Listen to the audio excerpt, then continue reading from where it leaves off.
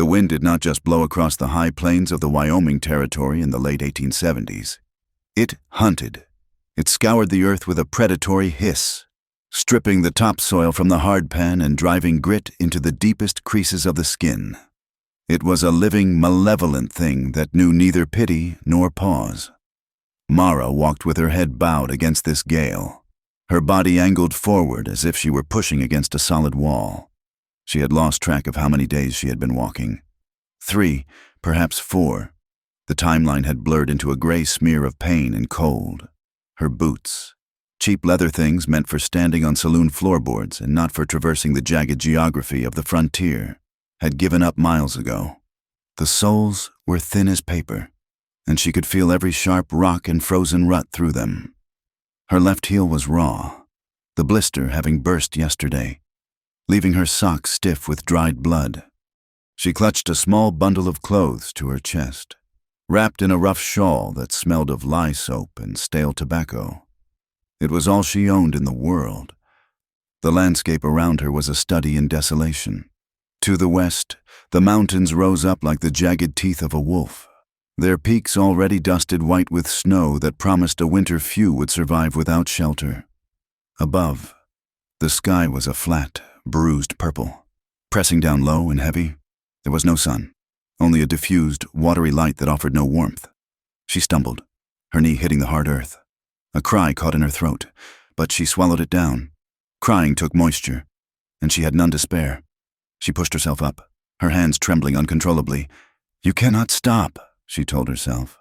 "If you stop, the frost takes you." The memory of the town she had left behind was still sharp, cutting through the haze of her exhaustion. It was a muddy collection of shacks and ambition called Silver Creek, a place where men went to lose their money and women went to lose their souls.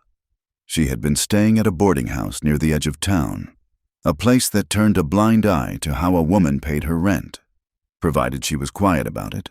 But the new proprietor, a thin-lipped woman with a Bible in one hand and a ledger in the other, had decided to clean house. "You are bad for business," the woman had said, standing on the porch with her arms crossed. "You are not respectable enough for the clientele I aim to attract. Respectable." The word tasted like ash. Mara had not been respectable since she was 16 years old, and she had long ago learned that respectability was a luxury, like silk ribbons or sugar in tea. It was something other people could afford. She had pleaded, offering to scrub floors, to empty chamber pots, to stay out of sight. The woman had simply closed the door, so Mara had walked. She walked because standing still meant death, and she possessed a stubborn, illogical desire to keep breathing. Now, as the afternoon light began to fail, draining away into a murky twilight, she saw it, a thin gray ribbon rising against the darker gray of the sky. Smoke, it was faint, whipped almost instantly into nothingness by the wind. But it was there, hope, sharp and terrifying, spiked in her chest. Where there was smoke, there was a fire. Where there was fire, there was a roof. She forced her legs to move faster, her frozen feet stumbling over sagebrush roots. The cabin emerged slowly from the gloom, a low, squat structure built of rough-hewn logs that had weathered to the color of iron. A corral stood nearby, the fence rails gray and splintered, holding 2 horses that stood with their rumps to the wind, tails whipping. It was an isolated place, miles from the nearest neighbor, perched on a rise that overlooked the endless, empty prairie. It looked lonely. It looked hard. Mara approached the door. There was no porch, just a flat stone dragged from a creek bed to serve as a step. She hesitated, her hand hovering over the wood. She knew what she looked like. She knew what men thought when they saw a woman alone on the plains with no horse and no escort. She was debris. She was something broken to be used or discarded. But the cold was seeping into her marrow, making her bones ache with a deep, throbbing rhythm. She had no choice. She knocked.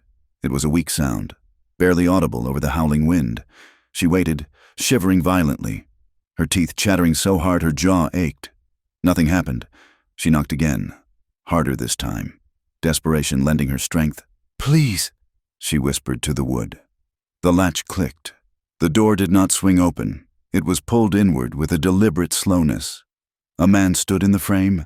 He was tall, filling the doorway, blocking the warmth that spilled out from behind him. He wore a heavy wool coat and a battered hat pulled low. In his right hand, resting easy but ready, was a Winchester rifle. He did not speak. He just looked at her. His face was a map of hard living. He was in his 30s, perhaps, but the sun and wind had etched deep lines around his eyes and mouth. A scar ran from his temple down into his beard, a jagged white line that spoke of violence. His eyes were dark, guarded, and devoid of welcome. Mara tried to speak, but her throat was too dry. She swayed, the world tilting sideways. The heat from the cabin washed over her, smelling of wood smoke and coffee, and the contrast with the freezing air nearly sent her to her knees. "Help me," she managed to rasp. The man looked past her, scanning the horizon. He was checking for others, a husband, a pimp, a posse. He saw only the blowing dust and the empty distance, emphasizing how alone they both were on this God-forsaken stretch of earth. He looked back at her, his gaze dropping to her torn shoes and the blue tint of her lips. A flicker of something crossed his face. Not pity, exactly. Annoyance, perhaps, or resignation. He stepped back, lowering the rifle barrel just an inch. "Come in before you let all the heat out," he said. His voice was like the grinding of gravel under a boot heel. Mara stumbled across the threshold. Her legs finally gave out, and she pitched forward. He did not catch her, but he reached out a hand to steady her against the doorframe, his grip firm and impersonal. "Sit," he ordered, nodding toward a rough-hewn table near the center of the room. The cabin was small, consisting of a single room. A cast-iron stove sat in the corner, radiating a blessed, intense heat. A narrow bed was pushed against the far wall, covered in heavy quilts. Saddles and tack hung from pegs, and the floor was swept clean but bare. Mara sank onto the bench, her body trembling so violently she had to clamp her hands between her knees. The man pushed the door shut and dropped the heavy wooden bar into place. The sound of the wind was instantly muffled, reduced to a dull roar that battered impotently against the logs. He moved with a hitch in his stride, a stiffness in his left leg that he tried to hide but could not. He went to the stove, took a tin cup, and dipped it into a bucket of water. He set it on the table in front of her. "Drink slow," he said.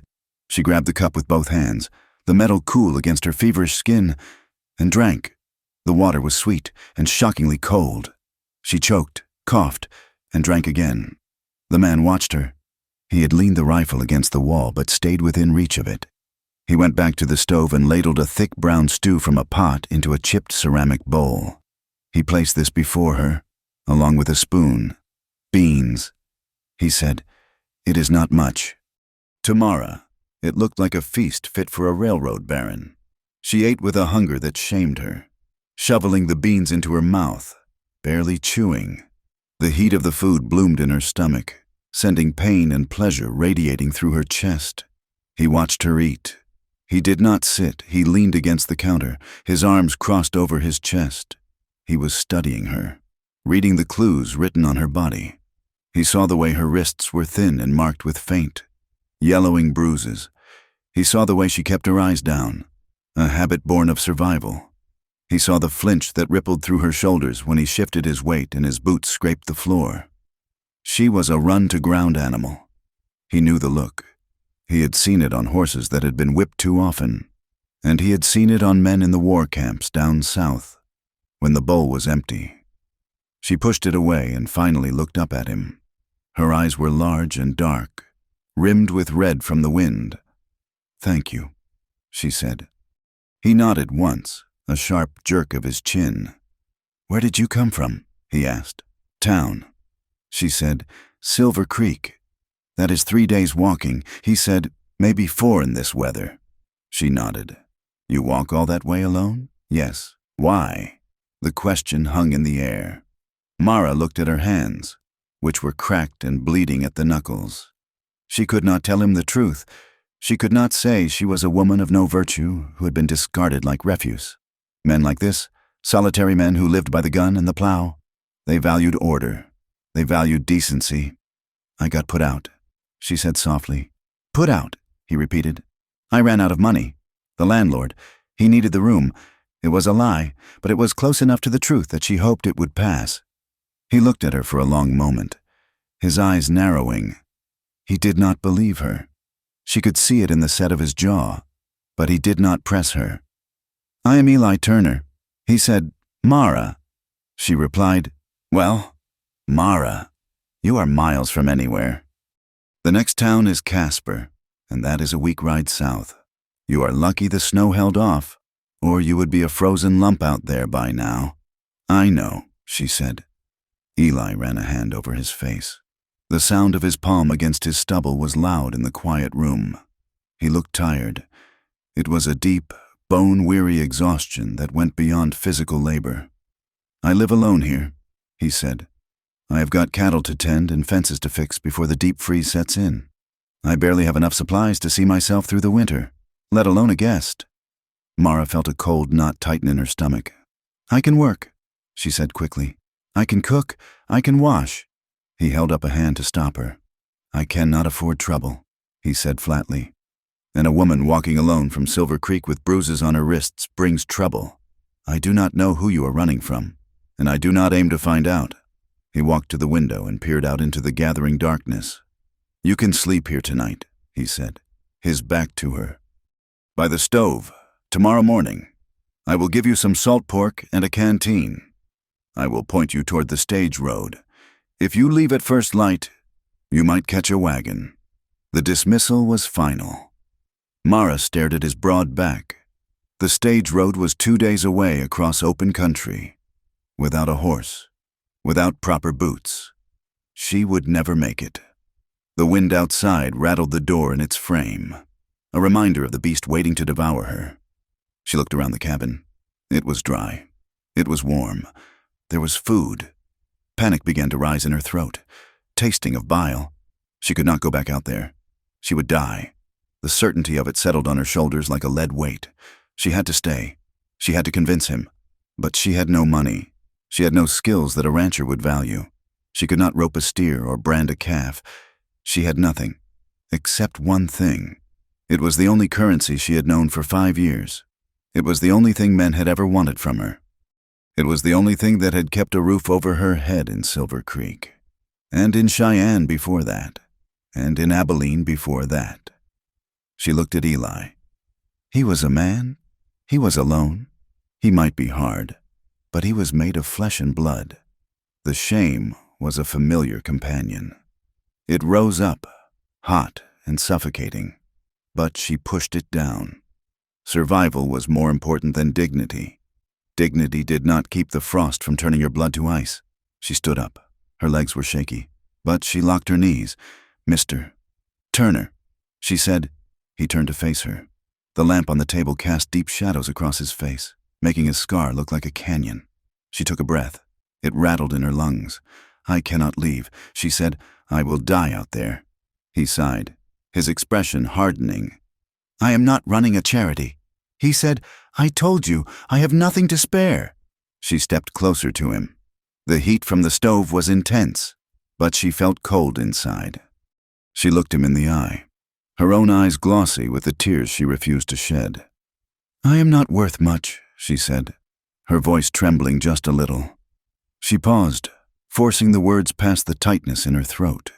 She had said them before, or versions of them. She knew the script. I am not worth much, she repeated, but I will spread my legs for a roof over my head. The silence that followed was absolute. The wind seemed to hold its breath. The pop of a log shifting in the stove sounded like a gunshot. Eli went rigid. His whole body stiffened, as if he had been struck. He did not move toward her. He did not smile the way men usually smiled when she made that offer, that hungry, predatory grin that stripped her naked before she even undid a button. Instead, a flush of dark color rose up his neck. His hands, hanging by his sides, curled into fists. He looked at her, and for a second, Mara thought he might strike her. The anger in his eyes was sudden and fierce. He turned away sharply, gripping the edge of the table with both hands. His knuckles turned white. "No," he growled. The word was low and rough. Mara flinched. She did not understand. Had she not been clear? Was she too ugly, too dirty from the road? "I can clean up," she stammered. "I can—" "Stop it," he snapped. He spun back around, and the fury on his face made her take a step back. But as she looked at him, she realized with a jolt that the anger was not directed at her. He was not looking at her with disgust. He was looking at her with a terrible, aching sorrow that looked almost like rage. He ran a hand through his hair, knocking his hat back. "Is that what you think this is?" he asked, his voice shaking. "You think you buy your life with your body? It is all I have," she whispered. Eli let out a harsh breath through his nose. He looked at the ceiling, then back at her. "Who made you believe that?" he asked quietly. She did not answer. The list was too long. He shook his head, looking down at the floor. "I am done paying for bodies," he said. The words carried a weight of history. They hinted at border towns in Mexico, at army camps where women followed the regiments, at a life that had seen too much transaction and not enough humanity. "I have seen enough of that to last 2 lifetimes, he said. "And I will be damned if I am going to make a woman do that just so she does not freeze to death on my doorstep." He looked her in the eye again. The hardness was back, but it was different now. It was a protective hardness. "You put that thought out of your head," he commanded. "You hear me? You are a guest in this house, or you are nothing. But you are not a whore here." Mara stood there, stunned. Her hands hung uselessly at her sides. She felt unmoored. The transaction had been rejected. She did not know what to do. The script had run out. "So, you are throwing me out?" she asked, her voice breaking. Eli looked at the window again. The snow had started. He could hear the hiss of it against the glass. "No," he said. "I am not sending anyone out in that." He walked over to the stove and poured himself a cup of coffee. He took a long sip, grimacing at the heat. "Here is the deal," he said, not looking at her. "You want to stay. You work. And I do not mean on your back." He turned to face her. "I need help with the stock. I need help hauling water. I need someone to cook a meal that does not taste like burnt grease. You pull your weight, you get a bed and food. Equal trade. Labor for board." Mara stared at him. Equal trade. The concept was foreign. "You mean, like a hired hand?" she asked. "Like a partner," he corrected. "For as long as you are here." He set the cup down. "But I am telling you now, Mara, the work is hard. It will break your back and blister your hands. I do not carry dead weight. I can work," she said again. And this time, her voice was stronger. He studied her for a moment longer, then nodded. "All right then." He walked to a wooden chest at the foot of the bed and rummaged through it. He pulled out a worn flannel shirt and a pair of canvas trousers. He tossed them to her. "Those will be too big, but they are clean," he said. "You can sleep in them." He pointed to the bed. "You take the bunk." Mara blinked. "But it is your bed. I have slept on harder ground than this floor," he said. "And I do not sleep much anyway." He grabbed a couple of blankets from the bed and a pillow, tossing them onto the rug near the stove. "Go change behind the blanket over there," he said, gesturing to a sheet hung up in the corner to separate the dry goods from the living space. Mara went behind the curtain. Her fingers were shaking as she unbuttoned her dress.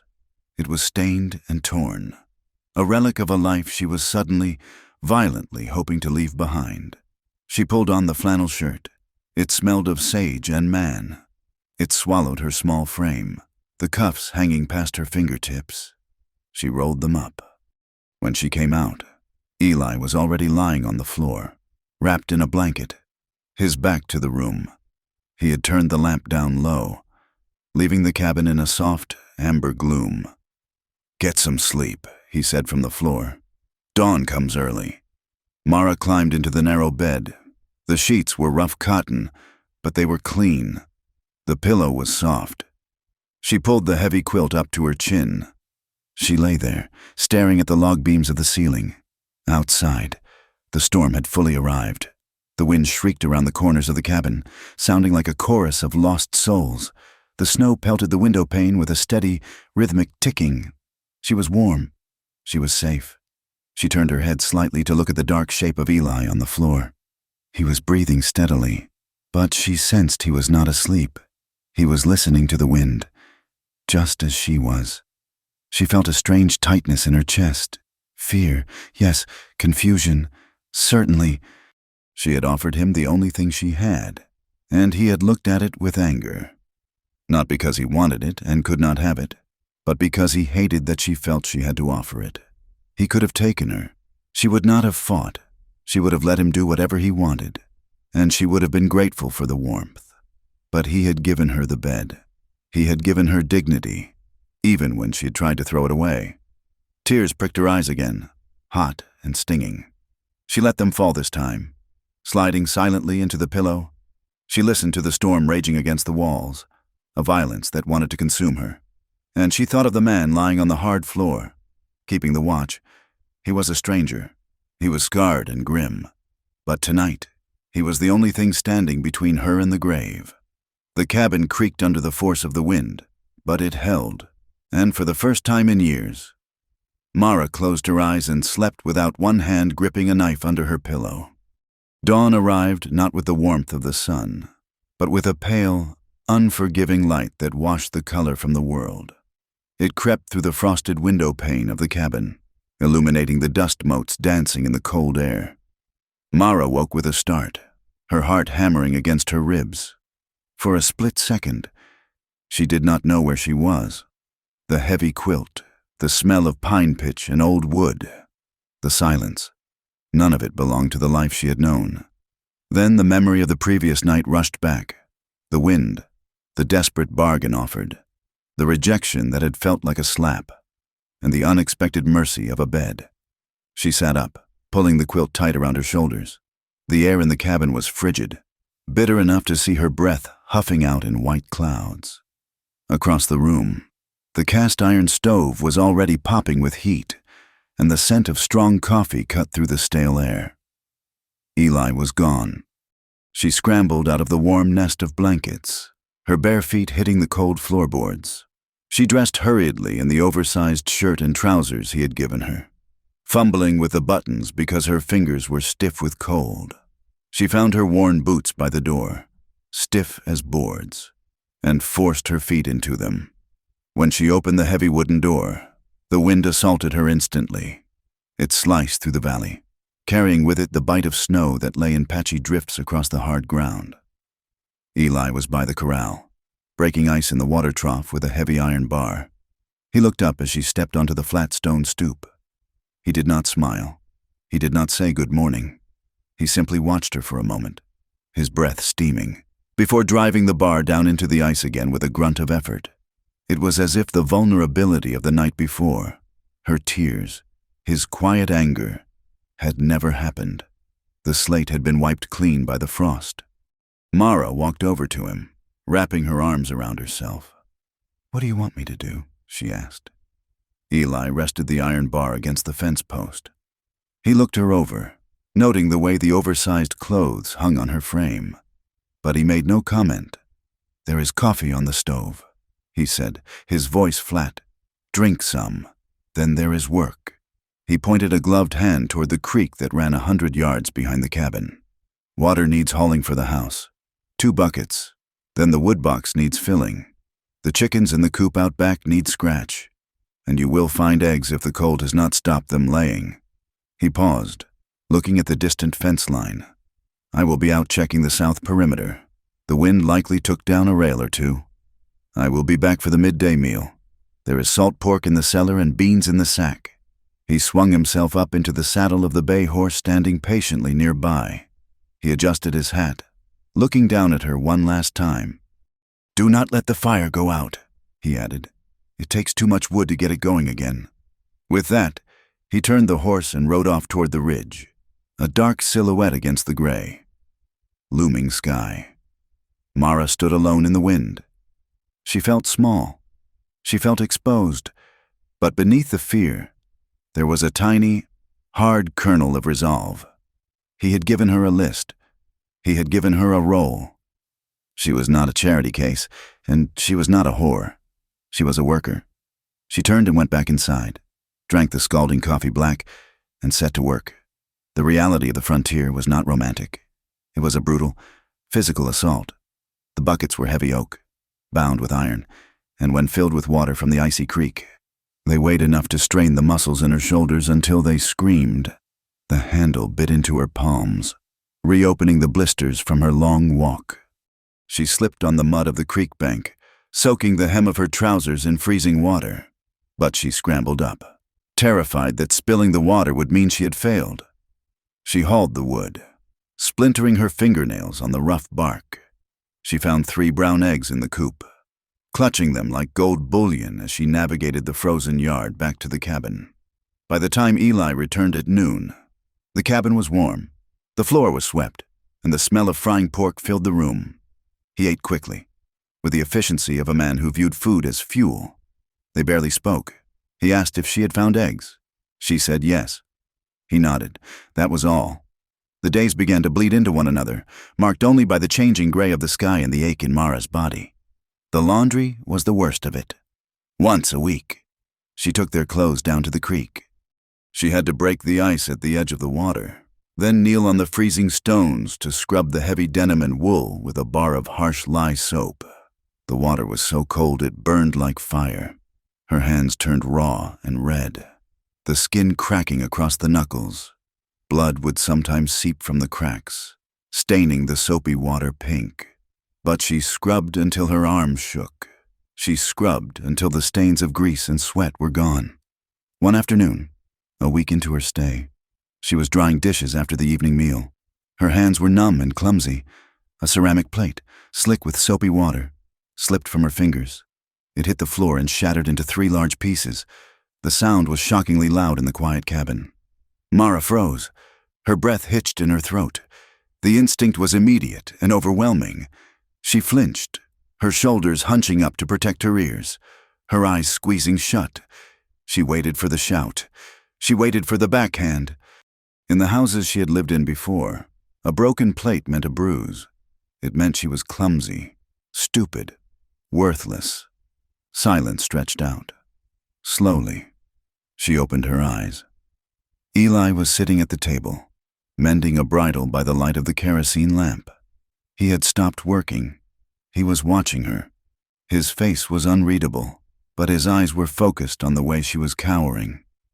"I am sorry," she whispered, her voice trembling. "I will pay for it. I will work extra." Eli set the bridle down. "It is a plate, Mara," he said quietly. "I know. I was clumsy. It won't happen again." He stood up. Mara took a step back, her back hitting the stove. She braced herself. Eli stopped. He looked at her flinch, and a shadow passed over his face. It was a look of deep, unsettling recognition. He saw the expectation of violence in her posture. He saw how she had already punished herself in her mind far worse than he ever could. He walked over, not to her, but to the broom in the corner. He picked it up and held it out. "Handle first. Sweep it up before you step on a shard," he said. Mara stared at the broom. You are not angry." Eli looked at the shattered ceramic on the floor. "I have broken more things in this life than I can count," he said. "Men break things. The world breaks things. A plate is the least of it."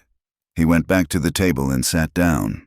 "Watch your fingers," he added, his voice gruff. "You need those for the milking tomorrow." Mara swept up the pieces, her heart pounding a slow, confused rhythm. She did not understand him. He was hard. Yes, he worked her until she was exhausted, but he did not hurt her. He did not touch her. Slowly, the tension in the cabin began to change. It was not gone, but it shifted, like the wind changing direction. One evening, Mara was sitting by the fire, trying to sew a button onto her shirt. The firelight was dim, and she was squinting. Eli watched her for a moment, then stood up and moved the lamp closer to her side of the table. "Thank you," she murmured. He grunted in response. A few nights later, he came in from the barn carrying her boots. He had taken them out earlier without asking. She saw that the worn soles had been reinforced with fresh, thick leather, tacked on with neat, sturdy nails. He had greased the uppers to waterproof them. He set them down by the door. Snow is getting deeper. He said, "Thin soles will kill you." Mara looked at the boots, then at him. He was already turning away, unbuckling his gun belt. "Thank you. Eli," she said, using his name. He paused, his hand on the buckle. He looked at her, and for the first time, the corner of his mouth twitched. Almost a smile. "Just keeping my help on her feet," he said. The dynamic shifted further during meals. They began to speak. It started with the weather, always the weather, the tyrant of the plains. Then it moved to the cattle, the price of feed, the behavior of the horses. Mara learned that Eli had come west after the war, seeking silence. She learned he hated the cold but loved the mountains. She told him, in small, guarded fragments, about growing up in Missouri, about how she liked the smell of sage after a rain. They were two solitary creatures circling the same fire, wary but drawn to the warmth. Then the flour ran out. "We need supplies," Eli announced one morning, staring into the empty bin. "We have put it off long enough." Mara felt a cold dread settle in her stomach. Going to town meant leaving the sanctuary of the ranch. It meant eyes. It meant whispers. "Do I have to go?" she asked. Eli looked at her. "I need help loading the buckboard. It is heavy work. And you need a coat. That flannel shirt will not hold up against a blizzard." So they rode. The journey to the nearest settlement, a dusty cluster of buildings called Two Creeks, took half the day. Mara sat on the bench of the buckboard wagon beside Eli, wrapped in her thin shawl, her head down. She tried to make herself small, to disappear into the gray wood of the wagon.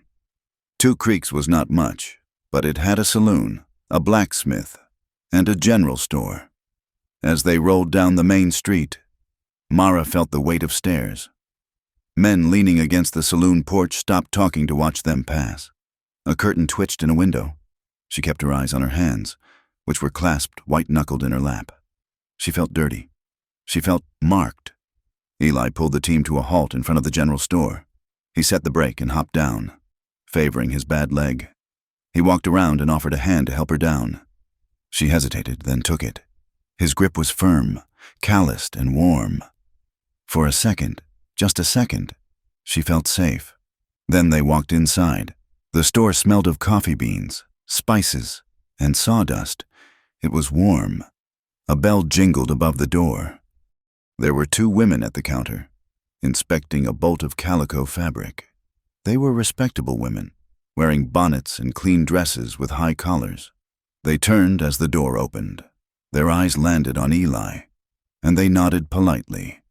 Then their gaze shifted to Mara. The change was instantaneous. Their faces stiffened, their eyes narrowed, sweeping over her worn trousers, the man's shirt, the shawl that had seen better days. They looked at her face, reading the history written there in the faint lines of hardship and the way she refused to meet their gaze. They leaned in close to one another. One of the women, a matron with a sharp nose, whispered loud enough to be heard, "Well, look at that. Seems Eli Turner decided to do some shopping." The other woman tittered behind her hand. "I suppose it gets lonely out there," she murmured, "though I would have thought he had more pride than to trade up from the saloon girls." The words hung in the air, toxic and sharp. Mara felt the blood drain from her face. She felt naked. The shame was a physical blow, hot and sickening. She hunched her shoulders, wishing the floor would open up and swallow her whole. She wanted to run. She wanted to apologize for existing. She took a step back toward the door. Eli stopped moving. He had been reaching for a sack of flour. His hand froze in midair. The silence in the store was sudden and absolute. Even the shopkeeper behind the counter stopped wiping his hands on his apron. Eli turned slowly. He did not look at Mara. He looked at the two women. He seemed to grow taller, his presence filling the cramped aisle. His face was like granite, cold and immovable. He walked over to them. His limp was pronounced, the heavy thud of his boot heel echoing on the floorboards. He stopped 2 feet from them. They shrank back, suddenly realizing that the solitary rancher was not a man to be trifled with. "Mrs. Gable," Eli said. His voice was low, steady, and utterly terrifying. The woman with the sharp nose swallowed.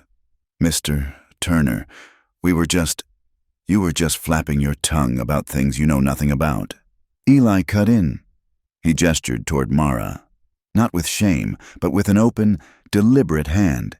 This lady is Mara. He said, she is my hired help, and she is a guest in my home. He let the words hang there. Hired help, guest, lady. If I hear another word of disrespect spoken about her, inside this store or out on the street, I will take it as a personal insult to me. And you know I do not take insults lightly. The women were pale. They nodded, mute with shock. Eli held their gaze for a moment longer, ensuring the message had landed. Then he turned his back on them. Mara, he said, his voice softening just a fraction. Pick out a coat, a wool one, and get some gloves. Mara stood frozen. She had never been defended. Not once. Men fought over her. Yes, fought over who got to use her, who got to take her earnings, but no one had ever stood between her and the world's judgment. No one had ever called her a guest. She moved mechanically, grabbing a dark gray wool coat from the rack without looking at the price or the fit. She just wanted to leave. The ride back to the ranch was silent. The sky had darkened, purple clouds bruising the horizon. The wind was picking up, smelling of ozone and rain. Mara sat wrapped in the new coat. It was warm, heavy, and smelled of lanolin. But inside, she was vibrating with a chaotic mix of shame and confusion. When they reached the cabin and unloaded the supplies, the tension finally snapped. Eli was putting the flour away. Mara stood by the table, her hands gripping the back of a chair. You did not have to do that, she said. Her voice was brittle. Eli did not turn around. Do what? Pretend, she said. You did not have to pretend I am some lady. You did not have to lie to them. Eli turned then, slamming the flour bin shut. Dust rose in a small cloud. I did not lie, he said. You called me a guest, she said, her voice rising. You know what they think. You know what I am. Everyone knows what I am. I am the girl who gets thrown out of boarding houses. I am the girl men use when they cannot afford a wife. She let out a harsh, jagged laugh. It sounded painful. Do not dress me up in a new coat and pretend I am respectable. Eli, it makes it worse. It makes the joke meaner. Eli crossed the room in 3 long strides. He grabbed her shoulders.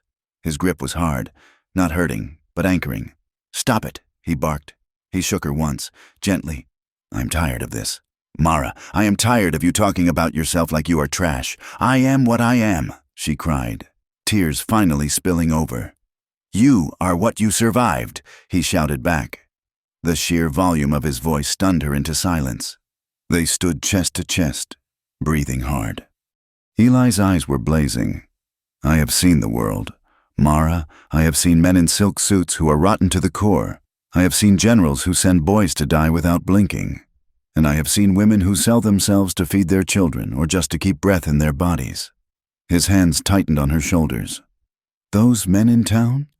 The ones who whisper, they are the ones who buy. They are the ones who use, and then they go home to their wives and pretend they are righteous. I will not have you standing here, believing their lies about your worth. Mara was shaking. The truth of it, the raw honesty of his anger, cut through her defenses. You do not know, she whispered. You do not know what I have done. Tell me, he challenged. There was a man. She choked out. Jonas. He kept me in a house. He said I owed him. I always owed him. If I tried to leave, She touched her ribs unconsciously. And the men, strangers, hundreds of them. They looked at me like I was meat. And I let them. I let them because I wanted to eat. I let them because I was scared.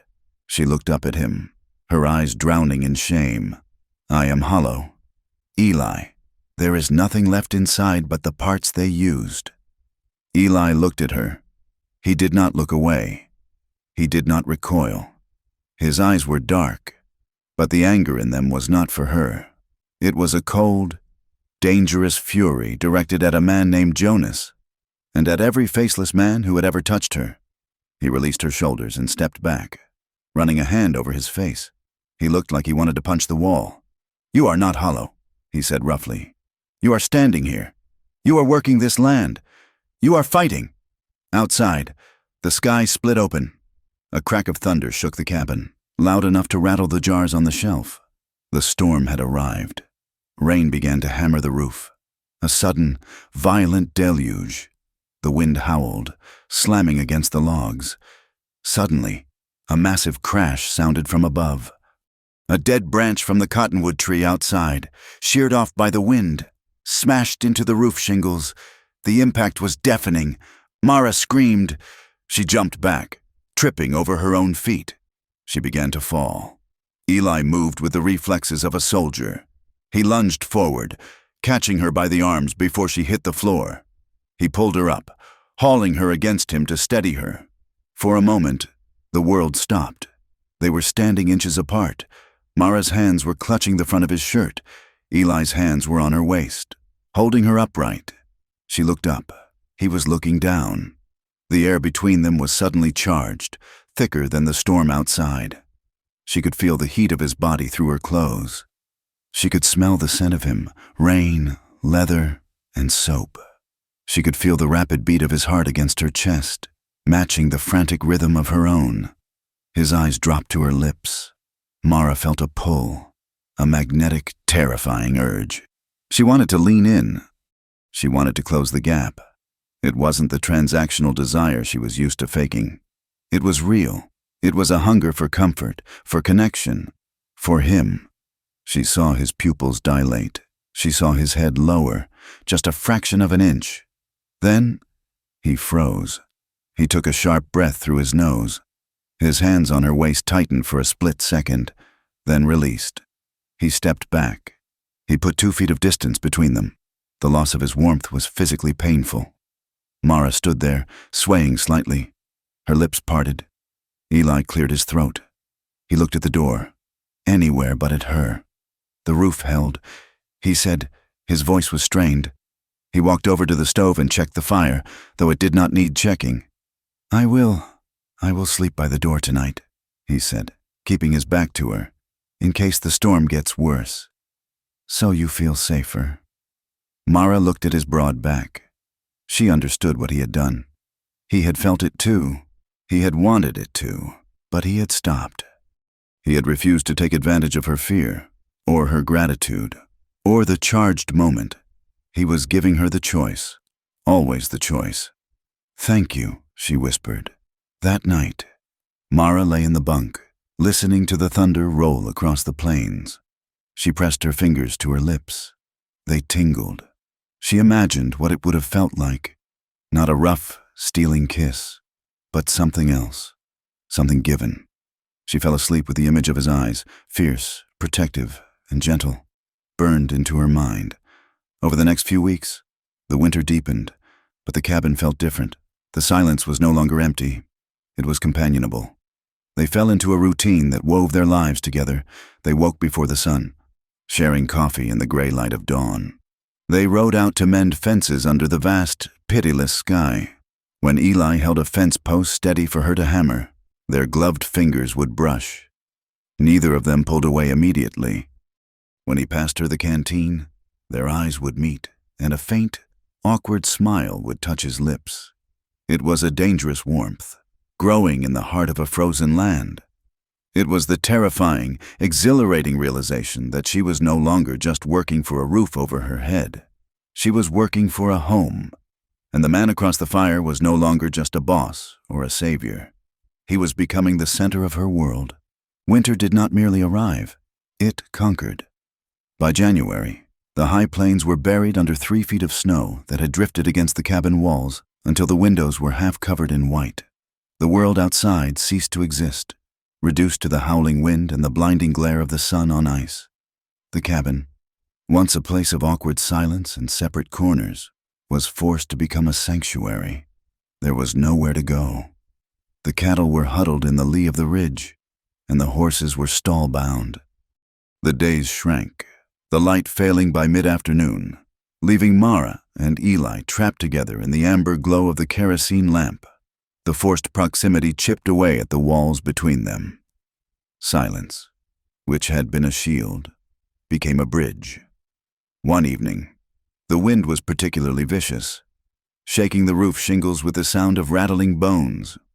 Mara sat by the stove, mending a tear in one of Eli's heavy canvas coats. Eli was oiling his rifle at the table, the metallic click of the lever the only sound in the room. Mara paused, the needle hovering over the fabric. The isolation had loosened something in her chest, a pressure that had been building for years. "My stepfather was not a cruel man when he was sober," she said. She did not look up. She spoke to the coat in her lap. "But he was rarely sober. And when the whiskey took him, he forgot I was a person. He only saw a mouth to feed." Eli stopped wiping the gun barrel. He did not speak, but his stillness was an invitation. "I was 16 when he sold me," she continued, her voice flat and devoid of inflection. "He owed a debt at a card table in St. Louis. The man who held the debt ran a boarding house. That is what they called it. A boarding house for gentlemen." She pushed the needle through the tough canvas. "My stepfather got $50 and a clear slate. I got a room with a lock on the outside of the door." Eli looked at her. His face was in shadow, but his hands were tight on the rifle stock. "How long?" he asked. His voice was rough gravel. 5 years, she said. "First in St. Louis. Then he sold me to a man in Kansas City. Then I ran and ended up in Silver Creek." She finally looked up, meeting his gaze. Her eyes were dry, but they held a terrifying emptiness. "You learn to leave," she whispered. "When they touch you, when they use you, you learn to step out of your own skin. You float up to the ceiling and look down. You watch it happen to a stranger. That is the only way to survive. If you stay in your body, you die." The fire popped, a log settling into the ash. Eli set the rifle down on the table with a heavy thud. He looked at his hands, scarred and calloused. "I was in the cavalry," he said, "down in New Mexico territory." He spoke slowly, dragging the words up from a deep well. "We were chasing Apaches, but mostly we were burning villages, killing men who were just trying to hold on to their dirt. I followed orders. I shot when I was told to shoot." He rubbed the thumb of his right hand over the scar on his left knuckle. "I had a girl back home, in Ohio. Her name was Sarah. She wrote to me every week. She talked about the garden she was planting, the house we would build when I mustered out." He swallowed hard. "I stayed on after the war. Wanted to make some money driving cattle so I could buy us a good start. I was on a drive to Abilene, gone for 4 months. While I was gone, the fever swept through her town." He looked at Mara, his eyes dark with a grief that had never healed. "She died calling for me. Her mother told me in a letter. She died alone in a fever sweat while I was drinking bad whiskey in a cow camp, celebrating a pay packet." The silence that followed was different from the silences before. It was heavy, but it was shared. It was the weight of 2 lives that had been ground down by the uncaring machinery of the world. Mara set the coat down. She moved from the chair to the bench near the fire, sitting just a few feet from him. She reached for the coffee pot on the stove at the same moment he did. Their elbows brushed. Neither of them pulled away. They sat there, knees nearly touching, surrounded by the ghosts they had just summoned. The emotional nakedness was terrifying. To be seen, truly seen, without the armor of pride or the mask of transaction, felt more dangerous than any blizzard. After that night, the air in the cabin changed. It softened. Mara began to notice things she had missed before. She noticed that when they sat down to eat, Eli always positioned the bench so she was closest to the stove, keeping the draft from the door off her back. She noticed that when they rode out to check the herd on the rare clear days, he kept his big gelding reined into a walk, matching the pace of her smaller mare so she never had to struggle to keep up. She caught him watching her sometimes. One evening, she was kneading dough for biscuits, her face flushed from the heat of the oven. She looked up and found him staring at her from across the room. His expression was not the hungry look she was used to from men. It was a look of profound, quiet concern, mixed with something that looked frighteningly like hope. He looked away quickly, pretending to check the wick on the lantern. But Mara felt the warmth of that look linger on her skin. Then came the storm in late February. It hit with a violence that shook the ground. The wind screamed like a banshee. driving snow horizontally so thick it was impossible to see the barn from the house. They had been holed up for 2 days when the wind finally died down to a dull roar. Eli went out to check the stock. He came back 20 minutes later, his face gray with cold. "We are missing a calf," he said, grabbing a coil of heavy rope. "The spotted one. The mother is bawling by the south ridge." Mara grabbed her coat and gloves without a word. The world outside was a blinding expanse of white. The wind was still vicious, biting through Mara's wool coat as if it were paper. They fought their way through the drifts, trudging up the rise toward the south ridge. They found the cow standing at the edge of a ravine, her breath steaming in the frigid air. Below, on a narrow ledge 20 feet down the steep, icy slope, the calf was huddled against the rock wall, bleating pitifully. "It is stuck," Eli shouted over the wind. "It cannot climb back up, and if it slips, it goes all the way to the creek bed. That is a 50-foot drop." He looked at the slope. It was sheer ice, treacherous and deadly. "I have to go down," he said. He tied one end of the rope around his waist and handed the other end to Mara. "Loop this around that scrub oak," he yelled, pointing to a gnarled tree trunk jutting out of the snow. "Brace yourself. You are the anchor. Mara, if I slip, you have to hold me." Mara looked at the rope, then at the drop. Fear seized her throat. "I am not strong enough," she shouted back. "You are," he said. He looked her in the eyes, his gaze fierce and absolute. "I trust you." He turned and went over the edge. Mara wrapped the rope around the tree trunk and gripped it with both hands, digging her heels into the frozen earth. She felt the weight of him hit the line, jerking her forward. She gritted her teeth, leaning back, using her entire body as a counterweight. The rope bit into her palms through her leather gloves. Her shoulders screamed in protest. She could not see him, only the taut line disappearing over the lip of the ravine. "Got him!" Eli's voice drifted up, faint and distorted by the wind. "Pull! Mara! Pull!" She pulled. She hauled on the rope, gasping for air, her boots slipping on the ice. She imagined Eli hanging in the void, the calf in his arms.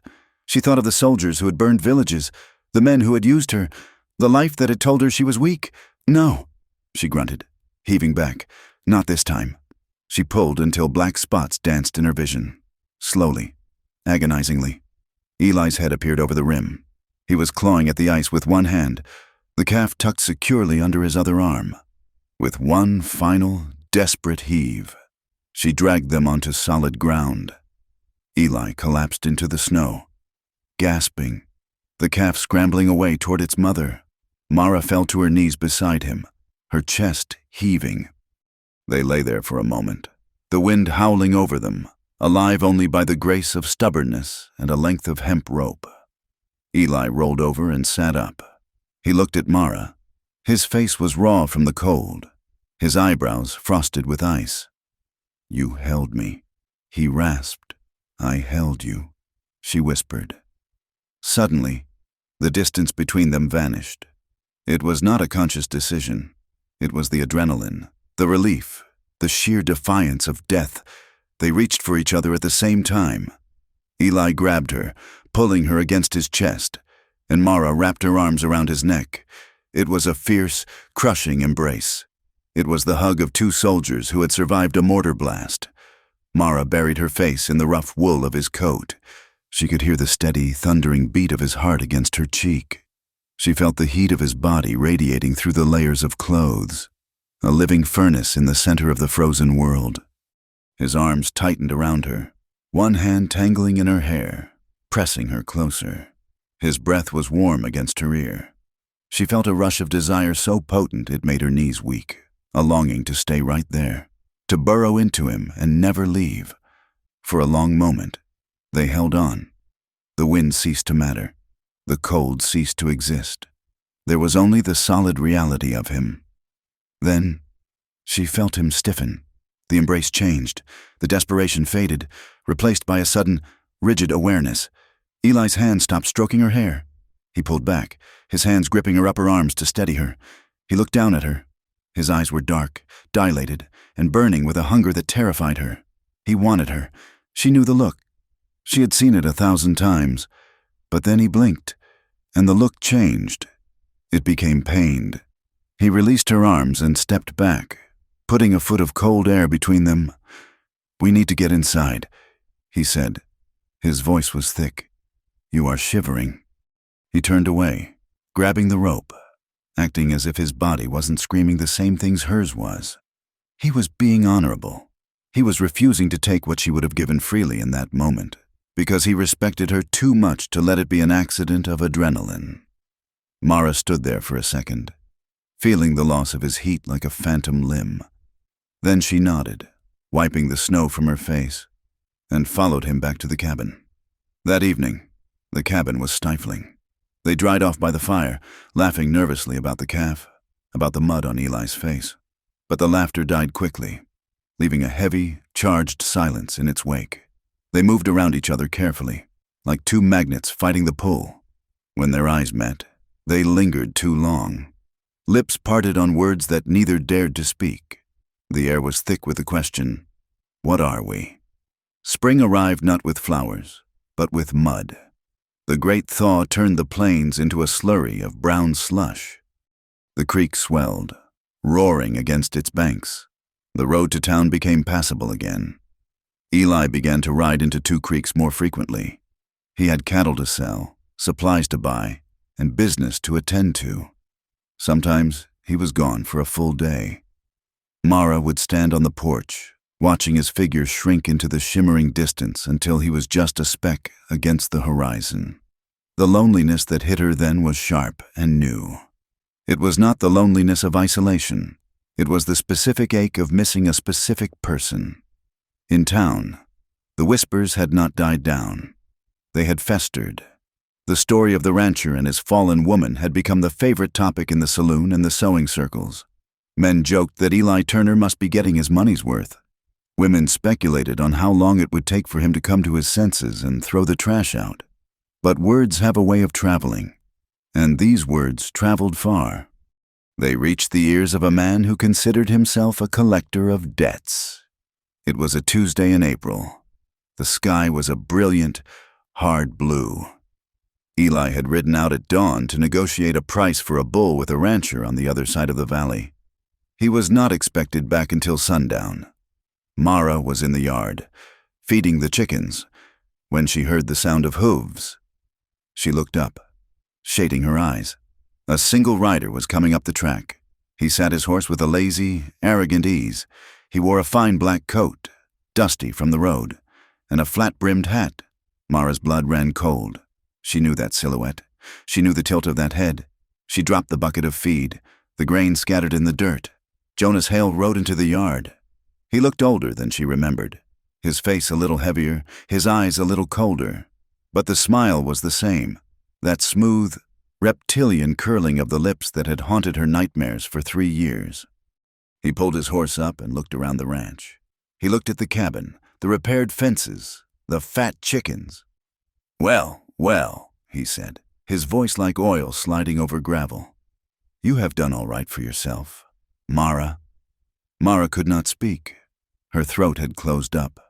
Her hands began to shake uncontrollably. Jonas dismounted. He walked toward her, slapping his riding gloves against his thigh. "I heard rumors." He said, "A girl matching your description, living in sin with a cripple out in the Badlands." I thought to myself, surely not my Mara. Surely she knows she still has a contract to fulfill. He stopped in front of her. He smelled of expensive bay rum and stale cigar smoke. "Go away," Mara whispered. Jonas laughed. It was a soft, cruel sound. "Go away. Is that how you greet an old friend? After all I did for you. After I took you in when you were nothing but a starving stray." He reached out and grabbed her arm. His fingers dug into the flesh above her elbow, finding the soft spot between the muscles. It was a grip she remembered. It was designed to bruise without breaking the bone. "You owe me." "Mara," he hissed, the smile vanishing. "You owe me $300 for room and board. You owe me for the loss of earnings when you ran off in the middle of the night." "I do not have money," she gasped, trying to pull away. He yanked her closer. "Then you work it off. You belong to me until the ledger is clear. That was the deal. He looked at the cabin. Does he know? Does your cowboy know he is sleeping with stolen property? He does not own me, Mara cried, and neither do you. Jonas slapped her. It was a quick, stinging backhand that snapped her head to the side. Do not raise your voice to me, he said calmly. Mara tasted blood. The old fear, the conditioning of 5 years of abuse, washed over her. Her knees buckled. She felt small. She felt dirty. Jonas leaned in close. Here is what is going to happen. You are going to pack your things. You are coming back to town with me. We are going to settle this debt. If you do not, he whispered, I will burn this shack to the ground, and if your cowboy tries to stop me, I have 3 men waiting just over that ridge who would love to use him for target practice. Mara looked at the ridge. She saw nothing, but she believed him. Jonas never bluffed. She thought of Eli. She thought of his bad leg. She thought of the way he had held her in the snow. She could not let him die for her. She was not worth a good man's life. Okay, she sobbed. Okay, just do not hurt him. I will wait in town, Jonas said, releasing her arm. His fingerprints were already blooming red on her skin. You come to the hotel by sundown. If you are not there, I come back, and I will not be alone. He mounted his horse and tipped his hat. Do not keep me waiting, darling. He rode off, leaving a cloud of dust and a shattered world behind him. Mara stood there for a long time, shaking. Then she wiped the blood from her lip and ran into the cabin. She grabbed her old bundle, the one she had arrived with. She began shoving her few belongings into it. Her hands were flying, driven by panic. She had to go. She had to lead the danger away from Eli. She heard hoofbeats again. Heavy, galloping hoofbeats. Panic spiked in her chest. Had Jonas come back? The door burst open. Eli stood there. He was breathless, his face flushed. He looked at Mara, then at the bundle on the table. He looked out the window at the dust settling on the road. I passed a rider. He said, black coat, fancy horse. Who was that? Mara turned away, clutching the bundle to her chest. Nobody, she said. Just a man asking for directions. Eli stepped into the room. He saw the red mark on her cheek. He saw the way she was holding herself. He crossed the room in 2 strides and grabbed her wrist, gently but firmly. He pulled her hand away from the bundle. He saw the fresh bruises on her arm, darkening against the pale skin. His face went terrifyingly still. Who hit you? He asked. His voice was a whisper, but it carried the threat of a landslide. I have to go. Eli, she pleaded, trying to pull away. I cannot stay here. Mara, look at me. Who was that man? It is Jonas, she screamed, the truth tearing out of her. It is Jonas Hale. He found me. He says I owe him. He says I belong to him. Eli did not let go of her wrist. He says he will hurt you. She sobbed. He has men. I have to go. Eli, I have to go back. I am not worth you getting killed. I am just a whore who ran away. Eli's grip tightened. Stop it, he commanded. He pulled her closer, forcing her to look at him. His eyes were blazing with a fury she had never seen before, but it was a clean fury. It was a protective fire. You think you are leaving? He asked. You think I'm going to let you walk out that door and go back to a man who beats you? You do not have a choice, she cried. He will kill you. Let him try. Eli snarled. He took the bundle from her hands and threw it across the room. It hit the wall and fell open, scattering her few meager possessions. You are not going anywhere. Mara, you hear me? You are not his property. You are not a debt to be paid. I am nothing, she yelled, pushing against his chest. I am poison. Eli, everyone I touch gets hurt. You are everything, he shouted back. The words rang in the small cabin. Mara froze. Her hands were pressed against his chest, right over his heart. It was hammering against her palms. Eli was breathing hard. He looked at her, his expression raw and open. All the walls were down. You are not poison, he said, his voice dropping to a rough murmur. You are the reason I wake up in the morning. You are the reason I rebuilt the fence. You are the reason I remember who I am. He stepped closer, invading her space, surrounding her with his presence. I have lived a long time in the dark. Mara, do not ask me to go back to it. You mean more to me than you understand. You mean everything. It was almost a confession of love. It was as close as a man like Eli could get without breaking apart. They stood inches apart, the air between them vibrating with the force of his admission. Mara looked up at him. She saw the scar on his face, the gray in his beard, the terrifying vulnerability in his eyes. She realized, with a sudden, blinding clarity, that he was not saving her out of pity. He was saving her because she was his, and he was hers. The fear of Jonas, the shame of her past, the conditioning of 5 years, it all shattered under the weight of his gaze. She did not think. She did not calculate. She stood on her tiptoes and pressed her mouth to his. It was not a practiced kiss. It was not the smooth, seductive kiss of a saloon girl. It was shaky. It was hesitant. It was a collision of lips and teeth and desperate need. It was the kiss of a woman who had never truly kissed a man in her life. Not until this moment. Eli froze for a heartbeat. Then a low sound tore from his throat, a groan of surrender. He brought his hands up and cupped her face, his thumbs tracing the line of her jaw. He deepened the kiss, tilting her head back. The hunger he had kept chained in the cellar of his soul broke free. He kissed her with a fierce, possessive intensity that made her knees buckle. For a few seconds, the world outside vanished. There was no Jonas. There was no debt. There was only the heat of Eli's mouth, the roughness of his hands, and the taste of coffee and hope. When he finally pulled back, they were both gasping for air. His forehead rested against hers. His eyes were closed.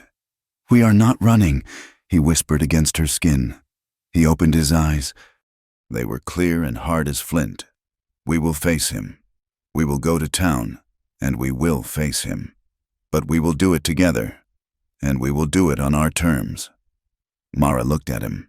She felt the bruise on her arm throbbing, but the fear was gone. In its place was something new, something dangerous and powerful. "Okay," she said. "Together." They rode into 2 Creeks shortly after noon. The sun was high and pale, a white disk behind a veil of thin, high clouds that promised rain before nightfall. The wind had not let up. It drove dust down the main street in choking brown clouds, rattling the loose boards of the boardwalks and snapping the canvas awnings of the shops. Eli rode his big bay gelding, his posture stiff and upright. He wore his good coat, the one with the collar brushed clean of horsehair, and his hat was pulled low. On his hip, his revolver sat heavy and visible. He did not look like a man coming to trade. He looked like a man riding to war. Mara rode beside him on her mare. She had scrubbed her face until it shone, braiding her hair back tight to keep it from whipping in the wind. She wore the gray wool coat Eli had bought her, buttoned to the chin. She held her head high, mimicking Eli's posture, though inside, her stomach was a knot of cold vipers. The town felt different today. It was no longer just a collection of buildings. It was a gauntlet. As they passed the livery stable, the smith stopped his hammering, wiping soot from his forehead to watch them pass. A group of men loitering in front of the barber shop fell silent, their eyes tracking Mara with a mixture of curiosity and open lewdness. They know, Mara thought, the skin on the back of her neck prickling. They all know why we are here. The saloon was the largest building in town, a 2-story structure with a false front painted a peeling yellow. Jonas Hale's horse was tied at the rail, sleek and black, looking out of place among the rough cow ponies and mules. Eli reined in. He swung down from the saddle, ignoring the twinge in his bad leg, and tied the reins. He stepped around to Mara's horse, offering his hand. She looked at his gloved palm. It was steady. "Ready?" he asked quietly. "No," she said. He nodded. "Neither am I. Let us go." She took his hand and slid to the ground. They walked through the swinging doors together. The interior of the saloon was dim and smelled of stale beer, sawdust and unwashed bodies. It was crowded for a midday. Men stood at the long polished bar or sat at the round tables, nursing whiskeys. When Eli and Mara entered, the conversation died. It did not taper off. It was cut. The silence that followed was heavy, filled with the scratching of a chair leg against the floorboards and the clinking of a glass being set down. Jonas Hale was holding court at a table near the back. He was drinking brandy from a crystal glass, looking entirely too clean for two creeks. He saw them, and a slow, reptilian smile spread across his face. "Ah," he said, his voice carrying easily across the quiet room. "The happy couple arrives." He stood up, buttoning his frock coat. He looked at the men around him, men who had likely paid for the company of women like Mara in the past, men who now looked at her with a mix of familiarity and judgment. "I was just telling the boys about our little misunderstanding." "Mr. Turner," Jonas said, walking toward them. Eli stepped in front of Mara, shielding her slightly with his shoulder. "There is no misunderstanding." "Jonas," Eli said. His voice was like grinding stone. "You threatened a woman on my land. You laid hands on her." Jonas tutted, shaking his head as if dealing with a slow child. "I attempted to retrieve my property." "Eli, there is a difference." He reached into his inner pocket and withdrew a folded piece of paper. It looked official, covered in dense, spidery handwriting and stamped with a seal. "You see, Mara seems to have forgotten her obligations. This is a contract, signed by her Mark 3 years ago in Kansas City." He held the paper up for the room to see. "It states clearly that she is indentured to my employment until her debt of room, board, and medical expenses is paid in full. By my ledger, she still owes $350. A murmur went through the room. $350 was a fortune. It was more than a cowboy made in a year. "It is a forgery," Eli said flatly. "Is it?" Jonas raised an eyebrow. "The marshal can decide that." Marshal Cobb. A heavy-set man pushed himself away from the bar. Marshal Cobb had a face like a bulldog and eyes that had seen too much trouble to care about fairness. He wore a tin star pinned to a greasy vest. He walked over, taking the paper from Jonas. He squinted at it, his lips moving as he read the legal jargon. "Looks legal enough to me." Cobb grunted. He looked at Mara, his gaze sliding over her with zero sympathy. "Did you sign this, girl?" Mara stepped out from behind Eli. Her legs felt like water. She looked at the paper. She could not read well, but she recognized the shape of the document. Jonas had made all the girls sign things when they were drunk, or scared, or hungry. Papers that promised safety but delivered chains. I do not know," she whispered. "He made me sign so many things." Jonas smiled triumphantly. "There you have it, Marshal. She admits it. She is in breach of contract. She is a runaway. And by the laws of the territory, she comes back with me until the debt is worked off." The men in the saloon nodded. It made sense to them. A debt was a debt.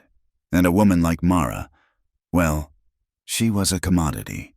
You did not just steal a man's horse, and you did not steal his whore. Eli's hand drifted toward his holster. "She is not going anywhere with you. Jonas."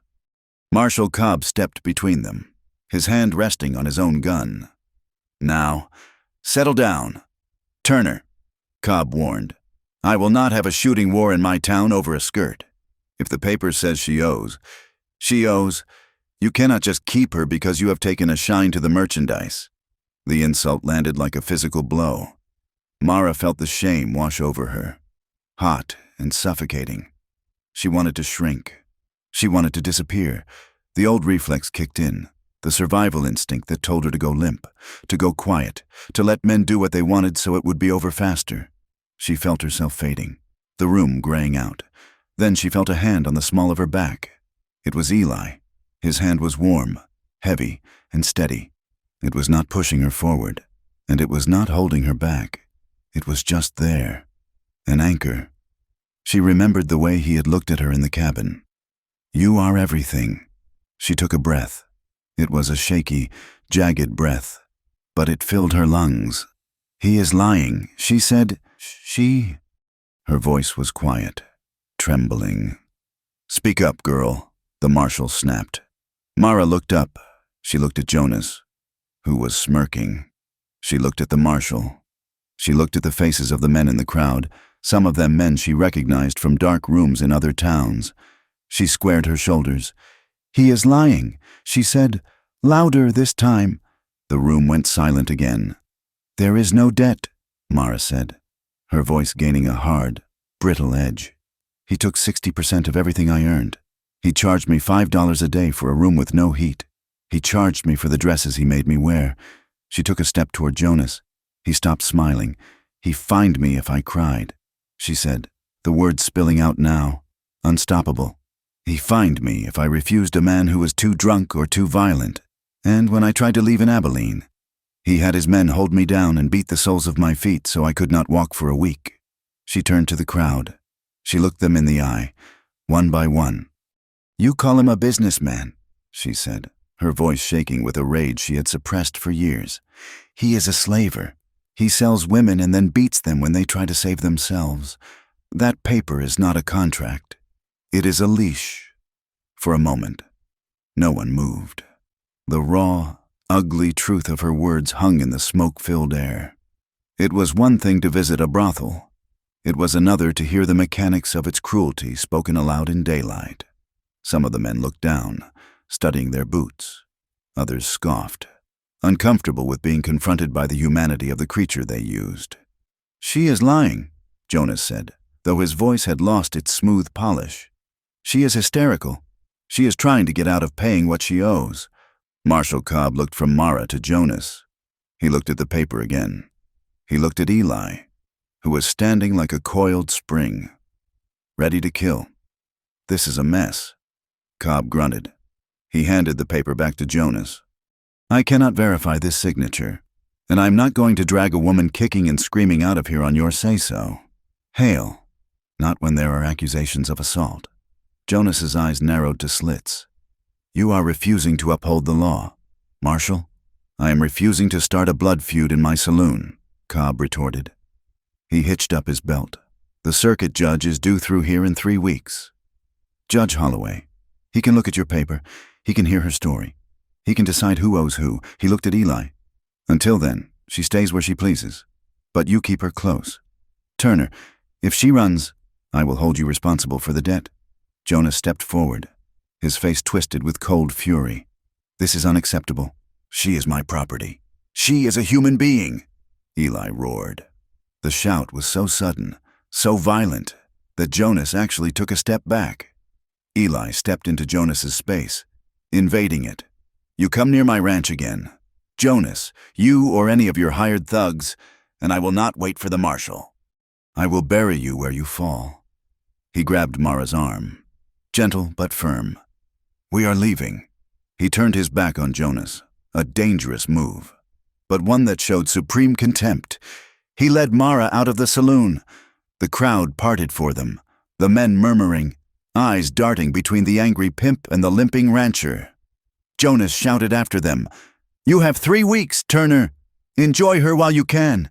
When the judge sees this contract, she comes back to the house, and I will make sure she works off every penny. The doors swung shut, cutting off his voice. Outside, the wind had turned colder. The sky was a deep, bruised purple, heavy with the approaching storm. Mara leaned against the hitching rail, her legs finally giving out. She was shaking so hard her teeth clicked together. Eli was there instantly, his hands on her arms. Breathe, he said. Just breathe. I did it, she gasped, looking up at him. I said it. You did, Eli said, and you were brave, braver than any man in that room. He helped her onto her horse. She felt exposed, stripped raw by the public confession, but she also felt strangely lighter. The secret was out. The shame had been dragged into the light, and she was still standing. They rode out of town without looking back. As they hit the open trail, the first drops of rain began to fall, heavy, cold drops that slapped against the dust. Eli reached out across the gap between their horses. He found her hand on the reins. He covered it with his gloved hand. He gave it a squeeze. He did not say anything. He did not have to. The touch said, I am here. I saw you. I am not leaving. The ride back was a race against the weather. By the time they reached the ranch, the storm had broken. Rain battered the earth, turning the track to mud. Lightning arced across the sky, illuminating the isolated cabin in harsh, flashing white. They stabled the horses quickly, working in the rhythm they had developed over the winter. When they finally burst into the cabin, they were soaked to the bone and shivering. Eli bolted the door against the wind. The cabin was cold, the fire having died down to embers. Mara stood in the center of the room, water dripping from her coat onto the floorboards. She felt brittle. The adrenaline of the confrontation was fading, leaving behind a hollow, aching fear. 3 weeks, she whispered. Eli was kneeling by the stove, shoving kindling into the firebox. He paused. "We will be ready," he said. "Will we?" Mara asked. Her voice cracked. "It is a judge. Eli, a man of the law. He will look at that paper, and he will look at me, and he will see a whore who signed a contract." She began to pace, tearing off her wet gloves. "They never side with us. Never. Jonas has money. He has influence. I have nothing." Eli got the fire catching. The orange glow began to spread into the room. He stood up and took off his wet coat, hanging it on a peg. "You have me," he said. Mara stopped pacing. She looked at him. The lamplight cast long shadows across his face, highlighting the scar and the exhaustion in his eyes. "Is that enough?" she asked. She did not mean it to be cruel, but the fear made her cruel. "You heard them in the saloon.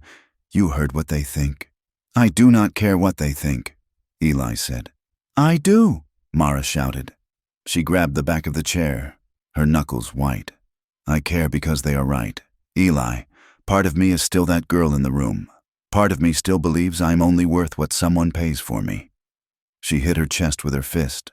"I feel dirty. I feel like no matter how much I scrub, no matter how many cows I herd or fences I fix, I will always be the woman who spread her legs for a roof." The confession tore out of her, sobbing and ugly.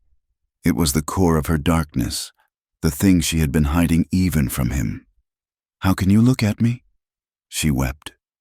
"How can you look at me and not see the hundreds of men who were there before you? How can you want this?" Eli crossed the room. He did not rush. He moved with a heavy, deliberate purpose. He stopped in front of her. He reached out and took her hands, pulling them away from the chair. His grip was rough, his palms calloused, but his touch was incredibly gentle. "Look at me," he commanded. Mara shook her head, staring at his boots. "Mara, look at me!" She slowly lifted her head. Her eyes were swimming with tears. He looked at her with an intensity that burned. "I see you," he said. His voice was rough, choked with emotion. "I do not see a list of men. I do not see a contract. I see the woman who walked through a blizzard to find a life. I see the woman who held a rope on an icy cliff to save a calf. I see the woman who stood up to a monster in a room full of cowards." He brought her hands up to his chest, pressing them against the wet wool of his shirt. "You ask how I can want this?" he whispered. He leaned closer, his forehead touching hers. "I have not slept a full night since you got here without listening for your breathing. When Jonas rode into the yard, when I thought he might take you, it felt like the lights going out. It felt like falling back into a hole I spent 10 years climbing out of." He released her hands and cupped her face. "You are more than the worst things that have happened to you, Mara, and you are more than the worst things you have done to survive. You are clean to me. You are the only clean thing in this whole damned world." The words washed over her, hot and healing. Clean. He thought she was clean. The dam inside her broke. The self-loathing, the defenses, the walls she had built to keep herself safe from transaction, they all crumbled. She let out a small, broken sound and surged against him. Eli caught her. His arms went around her, crushing her to him. And then he kissed her. This was not the kiss from the morning, fueled by adrenaline and defiance. This was a kiss of desperate need. It was a claiming. Mara responded with everything she had. She tangled her fingers in his wet hair, pulling him closer. She opened to him. Not because she had to, not because it was the price of admission, but because she was starving for him. He lifted her, his strength surprising her, and carried her the few steps to the bed. He laid her down on the quilt, not like a purchase, but like something precious. The storm battered the roof, rain hammering against the shingles, but inside the cabin, the world narrowed down to the two of them. When he undressed her, his hands were shaking. He touched her with a reverence that made her want to weep. He traced the scars on her ribs with his fingertips, whispering soft words against her skin, words of praise, words of worship. Mara lay there, trembling. For years, her body had been a tool, a thing to be used, detached from herself.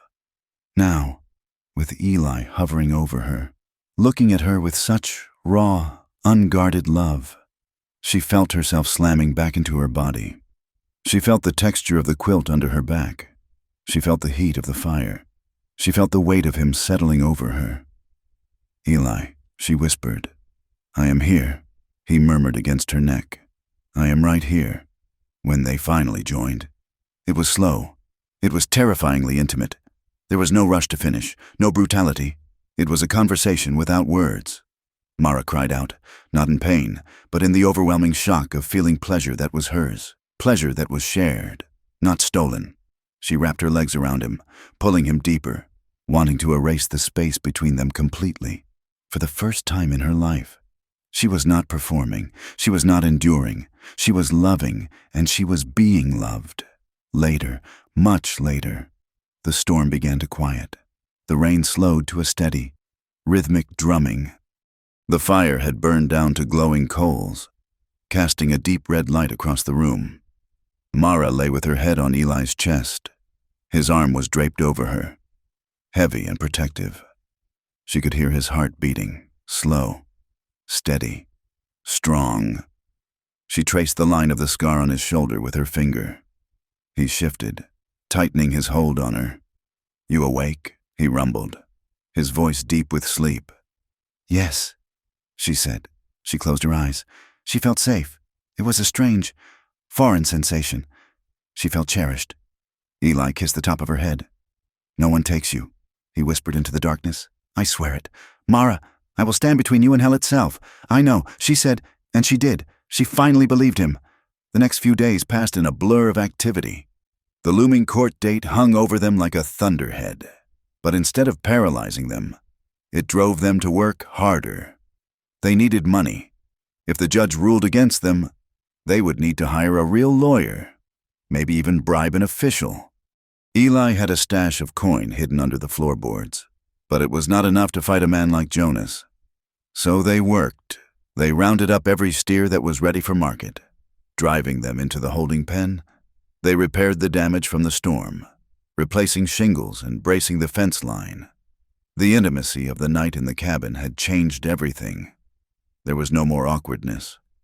They moved around each other with the easy familiarity of a couple who had been together for years.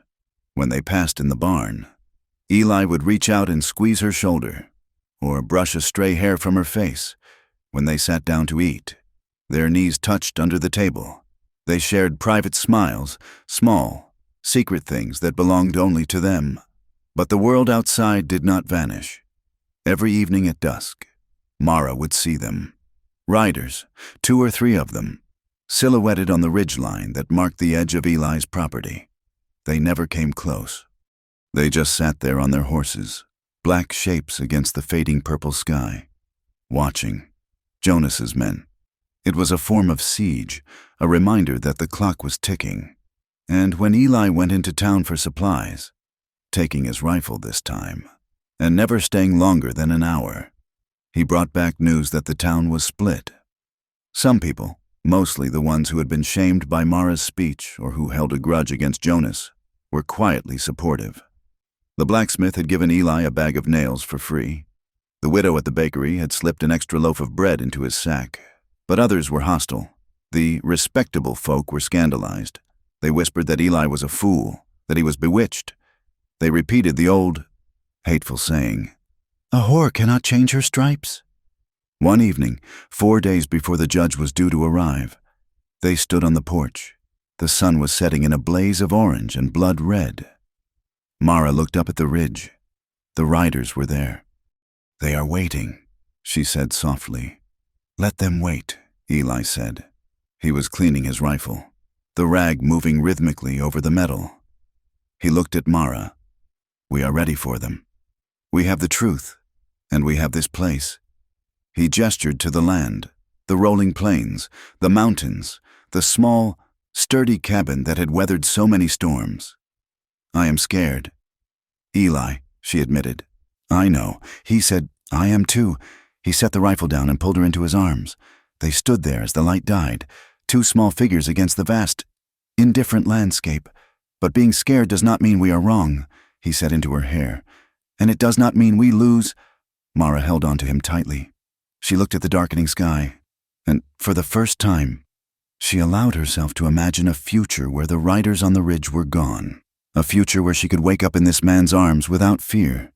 It was a fragile hope, thin as spun glass, but it was there. And as the night settled in, cold and starless, that hope was the only light they had. The day before the circuit judge was scheduled to arrive in Two Creeks, the world felt suspended in a breathless, terrifying silence. The sky was a hard, brilliant blue, stretching tight over the plains like a canvas tent. But the air carried a static charge that made the hair on Mara's arms stand up. It was the feeling of a storm gathering, not in the clouds, but in the unseen fabric of their lives. Eli and Mara spent the morning checking the tack in the barn, preparing the horses for the ride into town at first light. They moved with a quiet, synchronized efficiency, but their eyes were shadowed with worry. Every creak of the barn door, every sudden gust of wind, made them both look toward the ridge line. We will leave before the sun is up, Eli said, running a soft cloth over the leather of his saddle. We will get to the town hall early. We will be the first ones the judge sees. Mara stood by the grain bin, letting a handful of oats trickle through her fingers. What if he does not listen? She asked. Her voice was low, swallowed by the vastness of the barn. What if he looks at that paper Jonas has, and then looks at me, and decides the law is on the side of the debt? Eli stopped polishing. He walked over to her, his boots crunching softly on the straw-covered floor. Then we appeal, he said firmly. We fight it, and if the law fails, we leave. We pack the wagon and we go north, or west, somewhere Jonas cannot find us. He reached out and tucked a loose strand of hair behind her ear. But it will not come to that. Judge Holloway is a hard man, but they say he is fair. He will see the truth. They spent the evening in the cabin. The lamp turned low to save oil. They rehearsed what they would say, over and over, until the words felt like stones in their mouths. They sat side by side on the bench, Eli's hand covering Mara's, anchoring her against the rising tide of her panic. Go to sleep, Eli said finally, when the clock on the mantel chimed 10. You need your strength for tomorrow. Mara climbed into the bed, pulling the heavy quilt up to her chin. Eli lay on his pallet by the door, his rifle within arm's reach. The cabin was quiet, save for the settling of the logs and the distant, lonely cry of a coyote. Sleep did not come easily. It was a shallow, restless drift, filled with fragmented dreams of running through deep mud, of doors that would not lock, of Jonas's laugh echoing in empty rooms. She woke to a sound that was not part of a dream. It was a crackling sound, like dry leaves being crushed in a giant fist. And then came the smell. It was the acrid, choking scent of burning pine and tar. Mara sat up, her heart slamming against her ribs. The room was not dark. A strange, flickering orange light was dancing against the window panes, casting long, twisting shadows across the cabin walls. Eli, she screamed. Eli was already moving. He scrambled up from the floor, grabbing his trousers and his boots. Fire, he shouted, his voice rough with sleep and adrenaline. The barn! They rushed to the window. The sight that met them stopped the breath in Mara's throat. The barn was not just burning, it was being consumed. Flames licked up the side of the structure, bright and hungry against the black backdrop of the night. The roof was already smoking heavily, and sparks were fountaining into the sky, carried by the wind toward the dry grass of the pasture and toward the cabin. The horses! Mara cried. They jammed their feet into their boots and threw on their coats, not bothering with buttons. They burst out of the cabin door into the bitter night air. The heat hit them instantly, a physical wall that pushed against the freezing wind. The roar of the fire was deafening, a rushing, consuming sound that drowned out the terrified whinnies of the animals trapped inside. Get the buckets, Eli yelled, pointing toward the well. Wet the cabin roof. If a spark lands on those shingles, We lose everything. He ran toward the barn, limping heavily but moving with a desperate speed. I'm getting the horses, he shouted over his shoulder. Mara did not argue. She grabbed the 2 heavy oak buckets from the porch and ran to the well. Her hands shook so badly she nearly dropped the rope. She cranked the handle, the rusty gears screaming, and hauled up water. She ran to the cabin, splashing it against the lower logs, then ran back. She watched Eli disappear into the smoke-filled maw of the barn doors. Eli, she screamed, terror clutching her heart. A moment later, he emerged, leading the bay gelding by its halter. The horse was wild with fear, rearing and striking out, eyes rolling white. Eli fought the animal, dragging it clear of the heat and slapping its flank to send it galloping into the darkness of the open field. He turned and ran back inside. Mara abandoned the buckets. She could not just water logs while he walked into fire. She ran toward the corral, grabbing a shovel to beat out the sparks that were landing in the dry bedding straw. Eli came out with her mare, coughing violently, his coat smoldering at the sleeve. He released the mare and bent over, hands on his knees, retching from the smoke. We have to let it go, he shouted, grabbing Mara's arm as she tried to move closer to the structure. It is too far gone. We just saved the cabin. The roof of the barn groaned, a timber snapping with the sound of a cannon shot. A shower of sparks exploded outward, drifting dangerously close to the house. It was then, in the chaotic light of the destruction, that the first shot rang out. It was a sharp, high crack that cut through the roar of the flames. Dirt exploded near Eli's boot. He spun around, reaching for the revolver at his hip, but he was too slow. A second shot echoed from the darkness beyond the light of the fire. Eli jerked violently, as if an invisible hammer had struck his right shoulder. He spun halfway around and collapsed to the ground. Eli! Mara screamed. She did not think, she did not hesitate. The instinct for self-preservation that had ruled her life for years vanished, replaced by a singular, blinding need to get to him. She ran across the open ground, the firelight illuminating her like a beacon. Another shot whined past her ear, close enough to hear the angry buzz of the lead. She threw herself into the dirt beside Eli. He was groaning, clutching his shoulder. Blood was already welling up between his fingers, dark and slick in the orange light. They are shooting, he gasped, his face pale and twisted with pain. Get down! Mara, get up! She cried, grabbing his good arm. We have to move! We are sitting ducks. She hauled him up. He stumbled, his legs not working right, the shock of the impact robbing him of his balance. Mara wedged her shoulder under his arm, taking his weight. She was small, but terror gave her a strength she did not know she possessed. Toward the wall. Eli gritted out. The stone wall. There was a low wall of piled field stones about 20 yards away, the remnants of an old pig pen from the homestead's previous owner. It was the only cover in the yard. They stumbled toward it, a 3-legged race against death. A bullet struck the ground inches behind Mara's heel, kicking up a spray of frozen mud. They threw themselves behind the stones just as another volley of shots chipped the rock above their heads. Eli slumped against the cold earth, breathing in shallow, ragged gasps. Mara pressed her hands over the wound on his shoulder, trying to staunch the flow. The blood was hot and sticky. It is a graze. Eli wheezed, clenching his teeth. It hit the bone, but it went through. From the darkness beyond the circle of firelight, a voice called out. It was a smooth, mocking voice, a voice that belonged to nightmares. Fire is a hungry thing, isn't it, Mr. Turner? Jonas Hale shouted. It eats everything it touches, just like pride. Mara froze. The sound of his voice stopped her heart. Come on out. Mara, Jonas called.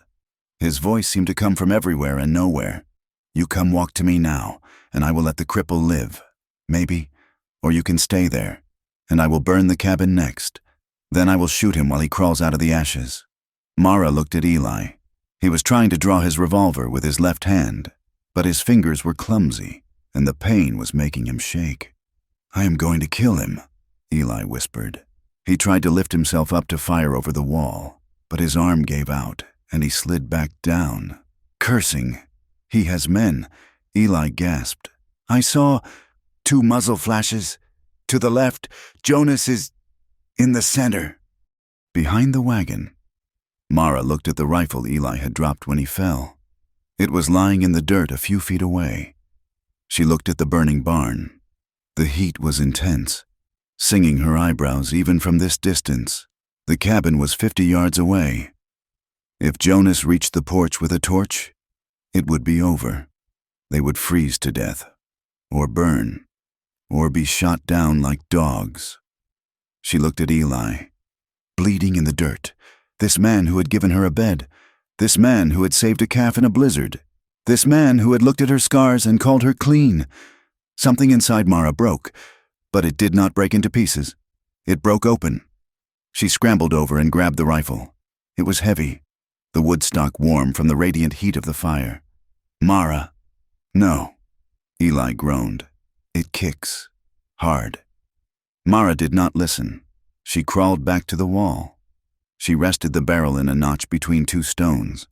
She had never fired a gun in her life, but she had watched Eli. She had watched him clean it. She had watched him shoulder it to shoot a coyote. She pulled the hammer back. The click was loud and final. She peered into the darkness. The fire was behind her and to the right, casting a blinding glare that made the shadows deeper. But the flames were also illuminating the yard. "Come on, Mara," Jonas taunted. "I am losing patience. And when I lose patience, things get broken." She saw movement. Behind the old buckboard wagon that sat rotting near the shed, a shadow detached itself. It was a man in a long coat and a flat-brimmed hat. He stepped out, arrogant and sure of his victory. He held a pistol in one hand and a lit torch in the other. He was walking toward the cabin. Mara sighted down the barrel. Her hands were shaking violently. The front sight danced around the dark shape of the man. She closed her eyes for a second. She saw the room in Kansas City. She saw the bruises on her arms. She saw the line of men waiting outside her door.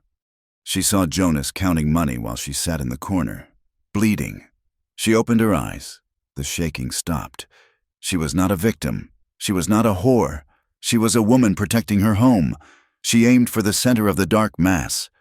Jonas took another step, raising the torch. The firelight caught his face, that sneering, handsome, cruel face. Mara squeezed the trigger. The rifle roared. The stock slammed into her shoulder with the force of a mule kick, snapping her head back and bruising her collarbone. The smell of gunpowder filled her nose, sharp and bitter. Through the ringing in her ears, she heard a sound. It was not a scream. It was a grunt, a wet, heavy thud. Jonas staggered. The torch fell from his hand, sputtering in the dirt. He took a step back, clutching his chest. He looked down, as if surprised. Then he collapsed. He did not fall gracefully. He crumpled, hitting the ground like a sack of grain. Silence stretched out, tighter than a bowstring. "Boss?" A voice called from the darkness to the left. There was no answer. "He is down," another voice shouted, panicked. "Hale is down. They have got a sharpshooter." The sound of running feet echoed on the hard ground. Then the sound of horses galloping away, fading into the night. They were hired guns. They fought for coin, not loyalty. Without the man holding the purse strings, they had no fight left in them. Mara stayed behind the wall, the rifle still pressed to her shoulder. She was breathing in short, shallow gasps. "Is he?" Eli whispered. Mara lowered the rifle. She stood up slowly. Her legs felt disconnected from her body. She walked out from behind the wall. "Mara!" Eli called, trying to get up. "Wait!" She did not wait. She walked across the yard, past the burning barn which was now collapsing in on itself, a skeletal frame of blackened timber. She walked to the shape lying in the dirt. Jonas Hale was on his back. His coat was open. His shirt was soaked in red. His breathing was wet and bubbling. He looked up at her.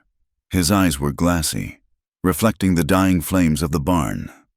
"You," he rasped. Blood trickled from the corner of his mouth. Mara stood over him. She held the rifle by her side. the barrel pointing at the ground. "You stupid slut," Jonas wheezed. "You think this makes you clean? You are still mine." He tried to lift his hand, perhaps to grab her ankle, perhaps to strike her one last time. His fingers twitched, staining the dust. Mara looked down at him.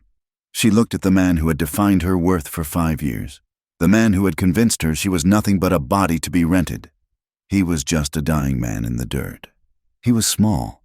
He was pathetic. She did not curse him. She did not spit on him. She did not tell him he was wrong. She simply turned her back. She walked away. The choice to not even respond was the loudest sound in the night. It was the final severing of the chain. He was not worth her breath. She walked back to the stone wall, where Eli had managed to pull himself to a sitting position. She dropped the rifle and fell to her knees beside him. "He is gone," she said. Her voice was hollow. Eli looked at her face. He saw the shock, but he also saw the steel. He reached out with his good hand and gripped the back of her neck, pulling her forehead against his. "You are all right," he whispered. "We are all right." The dawn brought the marshal.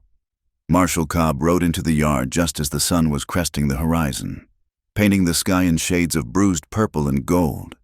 He was followed by 4 men from town who had seen the smoke rising from the ranch and ridden out to investigate. What they found was a scene of devastation. The barn was a smoldering ruin of black ash and charred beams. The corral fence was cut. The ground was churned up by hooves. And near the old wagon, a body lay covered by a horse blanket.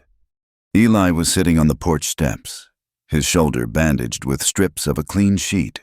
His face was gray with pain, but he was upright. Mara sat beside him, still wearing her soot-stained coat, her hand resting on his knee. The marshal swung down from his horse. He walked over to the body and lifted the corner of the blanket. He stared at Jonas Hale's face for a long moment, then let the blanket drop. He walked over to the porch. He looked at the burned barn. He looked at the bullet holes in the logs of the cabin, 3 of them, dangerously close to the window. He looked at Eli's bloodied shoulder.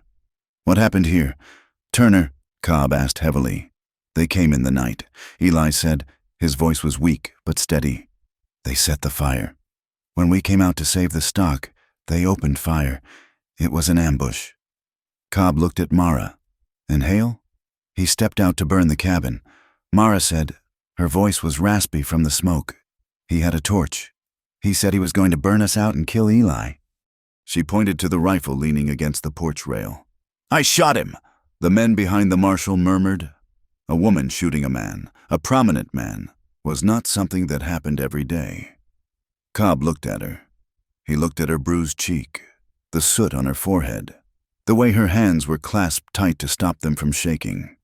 He walked over to where Jonas had fallen. He found the unlit torch lying in the dirt, smelling of kerosene. He found the spent shell casings near the wagon where the hired men had been positioned. He walked back to the porch. "Some in town might say you lured him out here," Cobb said, "playing devil's advocate. They might say you killed him to get out of that debt." Eli tried to stand, wincing. "Look at the barn. Marshal, look at my shoulder. You think I let him burn my livelihood and shoot me just to set a trap?" Cobb held up a hand. "I am just telling you what folks will say." He hooked his thumbs in his belt. "But the evidence tells a different story. Arson, assault with a deadly weapon, attempted murder." He looked at Mara. "And self-defense." He sighed, tipping his hat back. "I am not arresting you, girl. Not today. It is clear enough what happened, but the circuit judge is coming tomorrow. He will have to review the shooting. It is a formality, mostly, given the circumstances, but you will have to stand before him." "I will stand," Mara said. "We need to get you to a doctor." "Eli," Cobb said, "that shoulder looks bad." They loaded Eli into the back of one of the townsmen's wagons. Mara climbed in beside him, cradling his head in her lap. The ride to town was a blur of pain and exhaustion. When they arrived, word had already spread. People came out of their houses to watch the wagon pass. They stared at the soot-stained woman and the wounded rancher. They stared at the body of Jonas Hale draped over the back of a horse following behind. The gossip began before the dust had even settled. She killed him in cold blood. Some whispered, "She is a black widow. He got what was coming to him." Others muttered, "Did you see the barn? He burned a man's livelihood." The town was divided, split down the middle by the violence of the night. The doctor, a brusque man named Doc Miller, cleaned and stitched Eli's wound in a spare room above the general store. The bullet had passed through the muscle, missing the artery and the joint. It would heal, but it would leave a scar to match the others. Eli was given laudanum for the pain and fell into a heavy, drugged sleep. Mara sat by the bed. The room was small and smelled of camphor and dust. The sounds of the town drifted up through the floorboards, boots on wood, muffled voices, the ring of the blacksmith's hammer. She looked at her hands. They were scrubbed clean, but she felt the phantom weight of the rifle. She felt the kick against her shoulder. She had killed a man. The realization sat in her stomach like a stone. Yes, he was a monster. Yes, he would have killed them. But she had taken a life. She had crossed a line that could never be uncrossed. The guilt gnawed at her. Not for Jonas, but for what the act said about her. Was she broken now? Was she tainted? Would Eli look at her differently when he woke up? Would he see a killer? The afternoon dragged on. Sunlight moved across the floor and faded into twilight. Eli stirred. He groaned. Shifting on the narrow bed, Mara leaned forward. "Eli?" He opened his eyes. They were hazy at first, then focused on her face. "Mara!" He croaked. "I am here," she said, taking his hand. He squeezed her fingers. His grip was weak, but it was there. "You saved us." He whispered. "I killed him," she said, her voice trembling. Eli shook his head slightly on the pillow. "You saved my life. You saved the ranch." He swallowed, trying to find moisture in his dry throat. Do not let them tell you it was wrong. Do not let them make you feel small for surviving." He pulled her hand up to his lips and kissed her knuckles. "I will stand beside you," he vowed, his voice slurring with the medicine. "Before the judge, before God, before anyone. You are mine, and I am yours." He drifted back to sleep, but he did not let go of her hand. Mara sat there as the room grew dark. His faith in her was a physical weight. It was a comfort, yes, but it was also terrifying. He saw her as a hero. She felt like a ruin. Late that night, when the town was asleep, Mara slipped her hand out of Eli's grip. She needed air. The room was too small, too full of the smell of sickness and blood. She walked down the stairs and out onto the main street. The wind had died down. The air was cold and still. The street was empty, lit only by the sliver of a moon. She walked past the saloon. It was dark now, the noise and music gone. She walked past the spot where Jonas had confronted them just yesterday. She looked at the church steeple, rising sharp and white against the stars. She looked at the dusty windows of the houses where the respectable women slept. Women who would never have to hold a rifle. Women who would never have to sell themselves for bread. She knew there would be no clean justice. The judge might clear her name, but the town would never forget. She would always be the woman who killed her lover. She would always be the outsider. But as she stood there, alone in the center of the town that had rejected her, she realized something. She was not afraid. The fear that had ruled her life, the fear of men, the fear of hunger, the fear of judgment, was gone. It had burned up in the fire. She was not the frightened girl who had stumbled down this street with blistered feet 3 months ago. She was a woman who had faced death and chosen life. She was a woman who was loved by a good man. She wrapped her coat tighter around her shoulders. She looked at the dark horizon to the west, where the ranch lay waiting to be rebuilt. "Let them talk," she whispered to the empty street.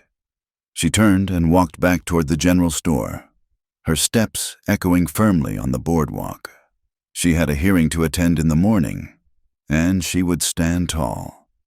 Judge Holloway arrived in Two Creeks 2 days later, riding in a mud-spattered buggy that had seen better years. He was a man carved from the same hard oak as the frontier itself, gray-haired, stern-faced. with eyes that had looked upon every variety of human sin and folly the territory could produce. He carried his authority not in a gavel, but in the weary set of his shoulders and the thick, leather-bound law book he tucked under his arm as he walked up the steps of the town hall.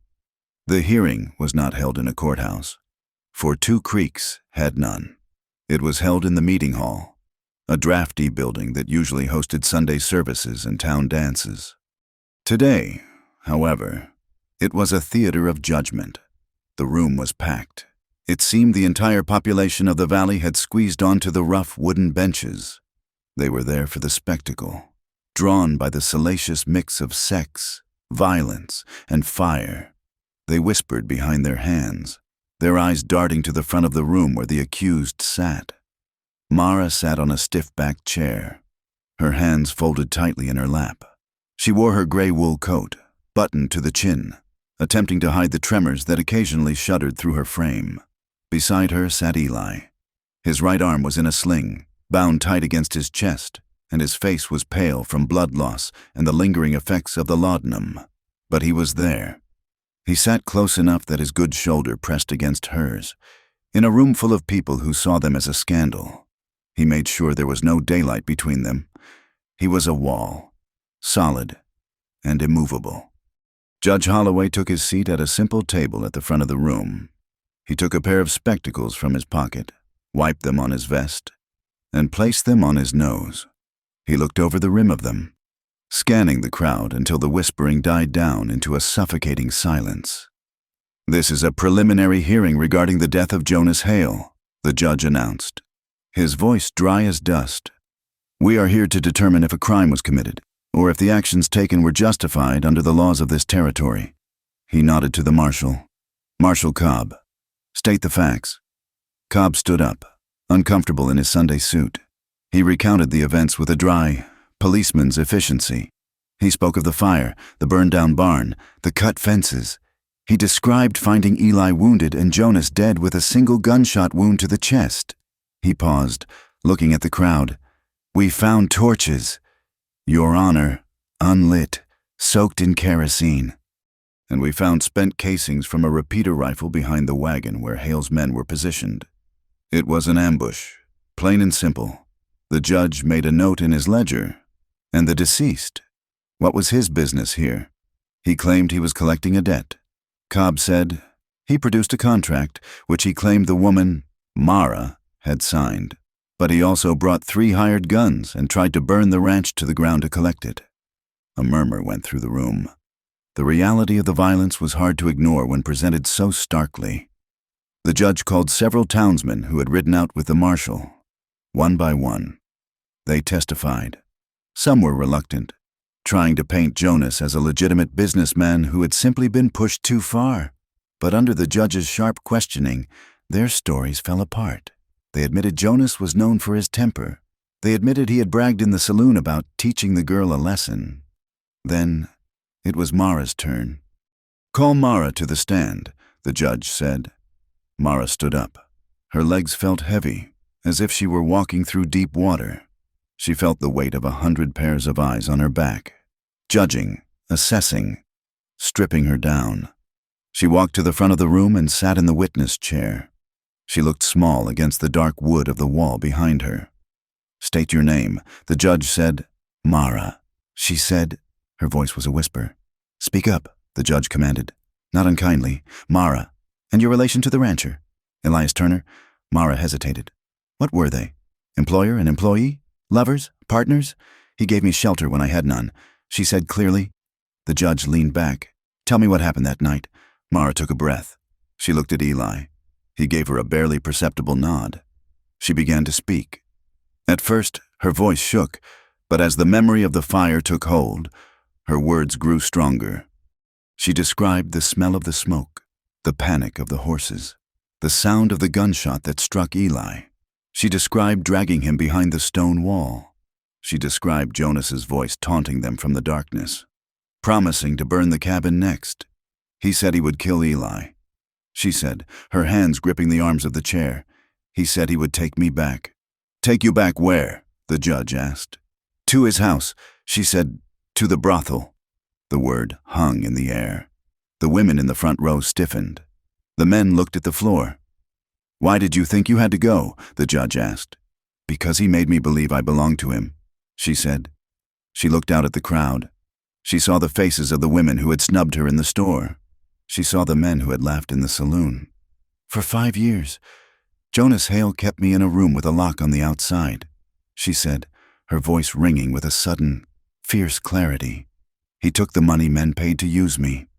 He told me I had a debt that could never be paid. He told me that if I left, he would hunt me down." She paused, swallowing the lump in her throat.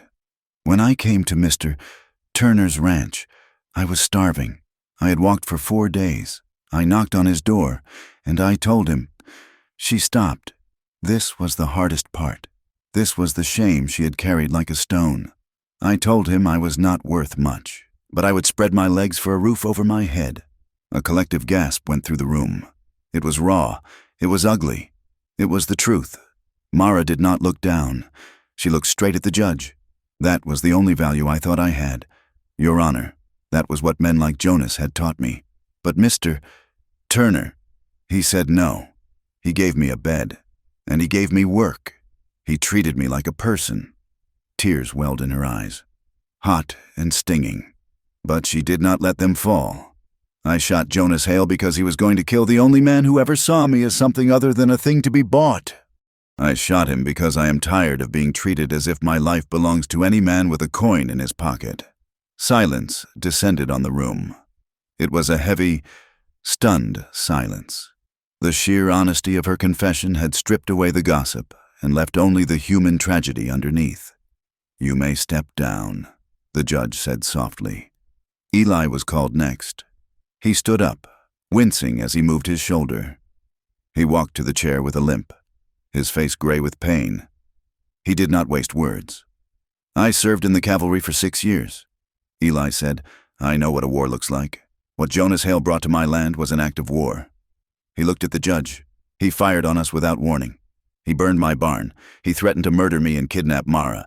"You say kidnap," the judge noted. "Hale claimed she was a runaway servant. She is a free woman," Eli said, his voice hard as iron. "She works on my ranch. She earns her keep. She has worked herself nearly to death mending my fences and herding my cattle."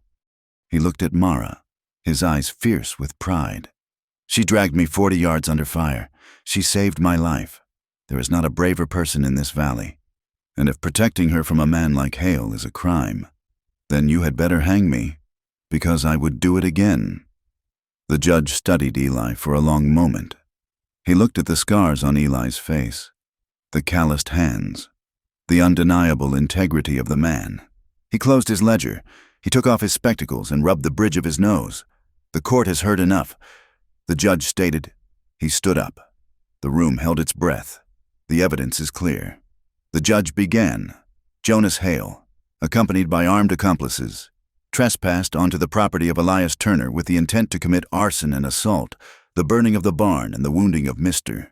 Turner constitute a deadly threat." He looked at Mara. "The actions taken by the defendant, Mara, were taken in the immediate defense of her own life and the life of Mr. Turner. Under the laws of this territory, a person has the right to meet deadly force with deadly force." He paused, letting his gaze sweep over the townspeople. "Furthermore, let it be known that a person's past does not make them fair game for violence. A debt, real or imagined, does not give a man the right to treat a woman as chattel." He slammed his hand down on the table. "I rule the death of Jonas Hale to be justifiable homicide in the act of self-defense. No charges will be filed. This court is adjourned." The gavel did not bang, for there was no gavel. But the finality of the words rang just as loud. A wave of noise broke over the room. People stood up, talking excitedly. Mara sat frozen in her chair. It was over. The nightmare that had chased her for 3 years was legally dead. Eli stood up and offered her his good hand. "Come on," he said gently. "Let us go home." They walked out of the town hall together. The crowd parted for them, but the reaction was mixed. Some people still glared, their faces pinched with disapproval. To them, Mara would always be the woman who admitted to selling herself, the woman who brought violence to their quiet valley. They muttered about morals and the decline of decency, but others offered wary nods. The blacksmith tipped his hat as they passed. A woman who ran the bakery stepped forward and thrust a parcel wrapped in brown paper into Eli's hand. "For the ride," she mumbled, before retreating quickly. It was not total acceptance. It was not a fairy tale ending where the town embraced the outcast. But it was a start. It was a crack in the wall of prejudice. They retrieved their horses from the livery stable and rode out of town. They stopped at the edge of the ridge that overlooked the valley, looking back at the cluster of buildings. "It is done," Mara said, the wind whipping her hair across her face. "It is done," Eli agreed. He looked at her. "They will still talk. You know, gossip never truly dies in a place like this." "Let them talk," Mara said. "I am done listening." They turned their horses toward the open plains. The sun was high and brutal, baking the earth, but the vastness of the landscape felt different now. It was no longer a terrifying void. It was a blank page. The ride home was slow, dictated by the throbbing in Eli's shoulder, but the silence between them was easy, filled with the unspoken relief of survival. As the miles fell away, they began to talk. Not about the trial, or Jonas, or the past. They talked about the future. "We will need to rebuild the barn before winter comes again," Eli said, shifting in his saddle. "I can cut the timber from the upper grove, but I cannot raise the beams alone with this shoulder. We can hire help," Mara suggested. "Honest help this time." Eli nodded. "I saw a boy in town," he said thoughtfully, "hanging around the livery. Looked to be about 14, skinny as a rail, eyes like a hunted rabbit. Reminded me of... Well, he looked hungry. I saw him too." Mara said, "He was sleeping in the straw. Maybe we offer him a job." Eli said, "Room and board and a wage. Give him a place to be." Mara looked at him, her heart swelling. "He would need new boots," she said pragmatically. "And he eats a lot, I bet. We have plenty of beans." Eli smiled. They talked about practical things, expanding the garden to grow potatoes, buying a new bull in the spring, fixing the roof of the cabin. Small, mundane dreams that anchored them to the earth and to each other. When they crested the final hill, the ranch lay spread out before them. The sight was stark. The blackened skeleton of the barn rose like a scar against the blue sky, a pile of charred timber and ash. The smell of burning still lingered faintly in the air, but the cabin stood. The chimney was straight. The fences were holding. "It is a mess," Mara said.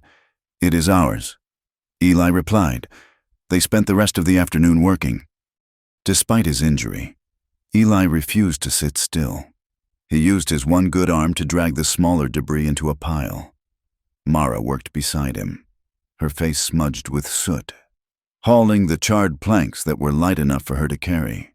They worked in a rhythm, sweat mixing with the ash on their skin. It was back-breaking labor, but it felt like a ritual. With every piece of burnt wood they cleared, they were removing the stain of Jonas from their land. They were clearing the ground for something new. That night, the sky was a deep, velvet black, thick with stars that looked close enough to touch. The wind had died down to a gentle breeze, carrying the scent of sage and cooling earth. They sat on the flat stone step of the cabin, too tired to move, watching the moon rise over the plains. Eli had taken his arm out of the sling to rest it, his shoulder stiff and aching. Mara sat next to him, leaning her head against his good shoulder. He wrapped his arm around her, pulling her close. She fit there perfectly, as if the space under his arm had been carved specifically for her. "You are quiet," Eli said softly. Mara looked up at the stars. "I am just thinking," she said. "About what? About how strange it is," she whispered, "to be here, to be safe." She turned her head to look at him. Sometimes I still hear his voice.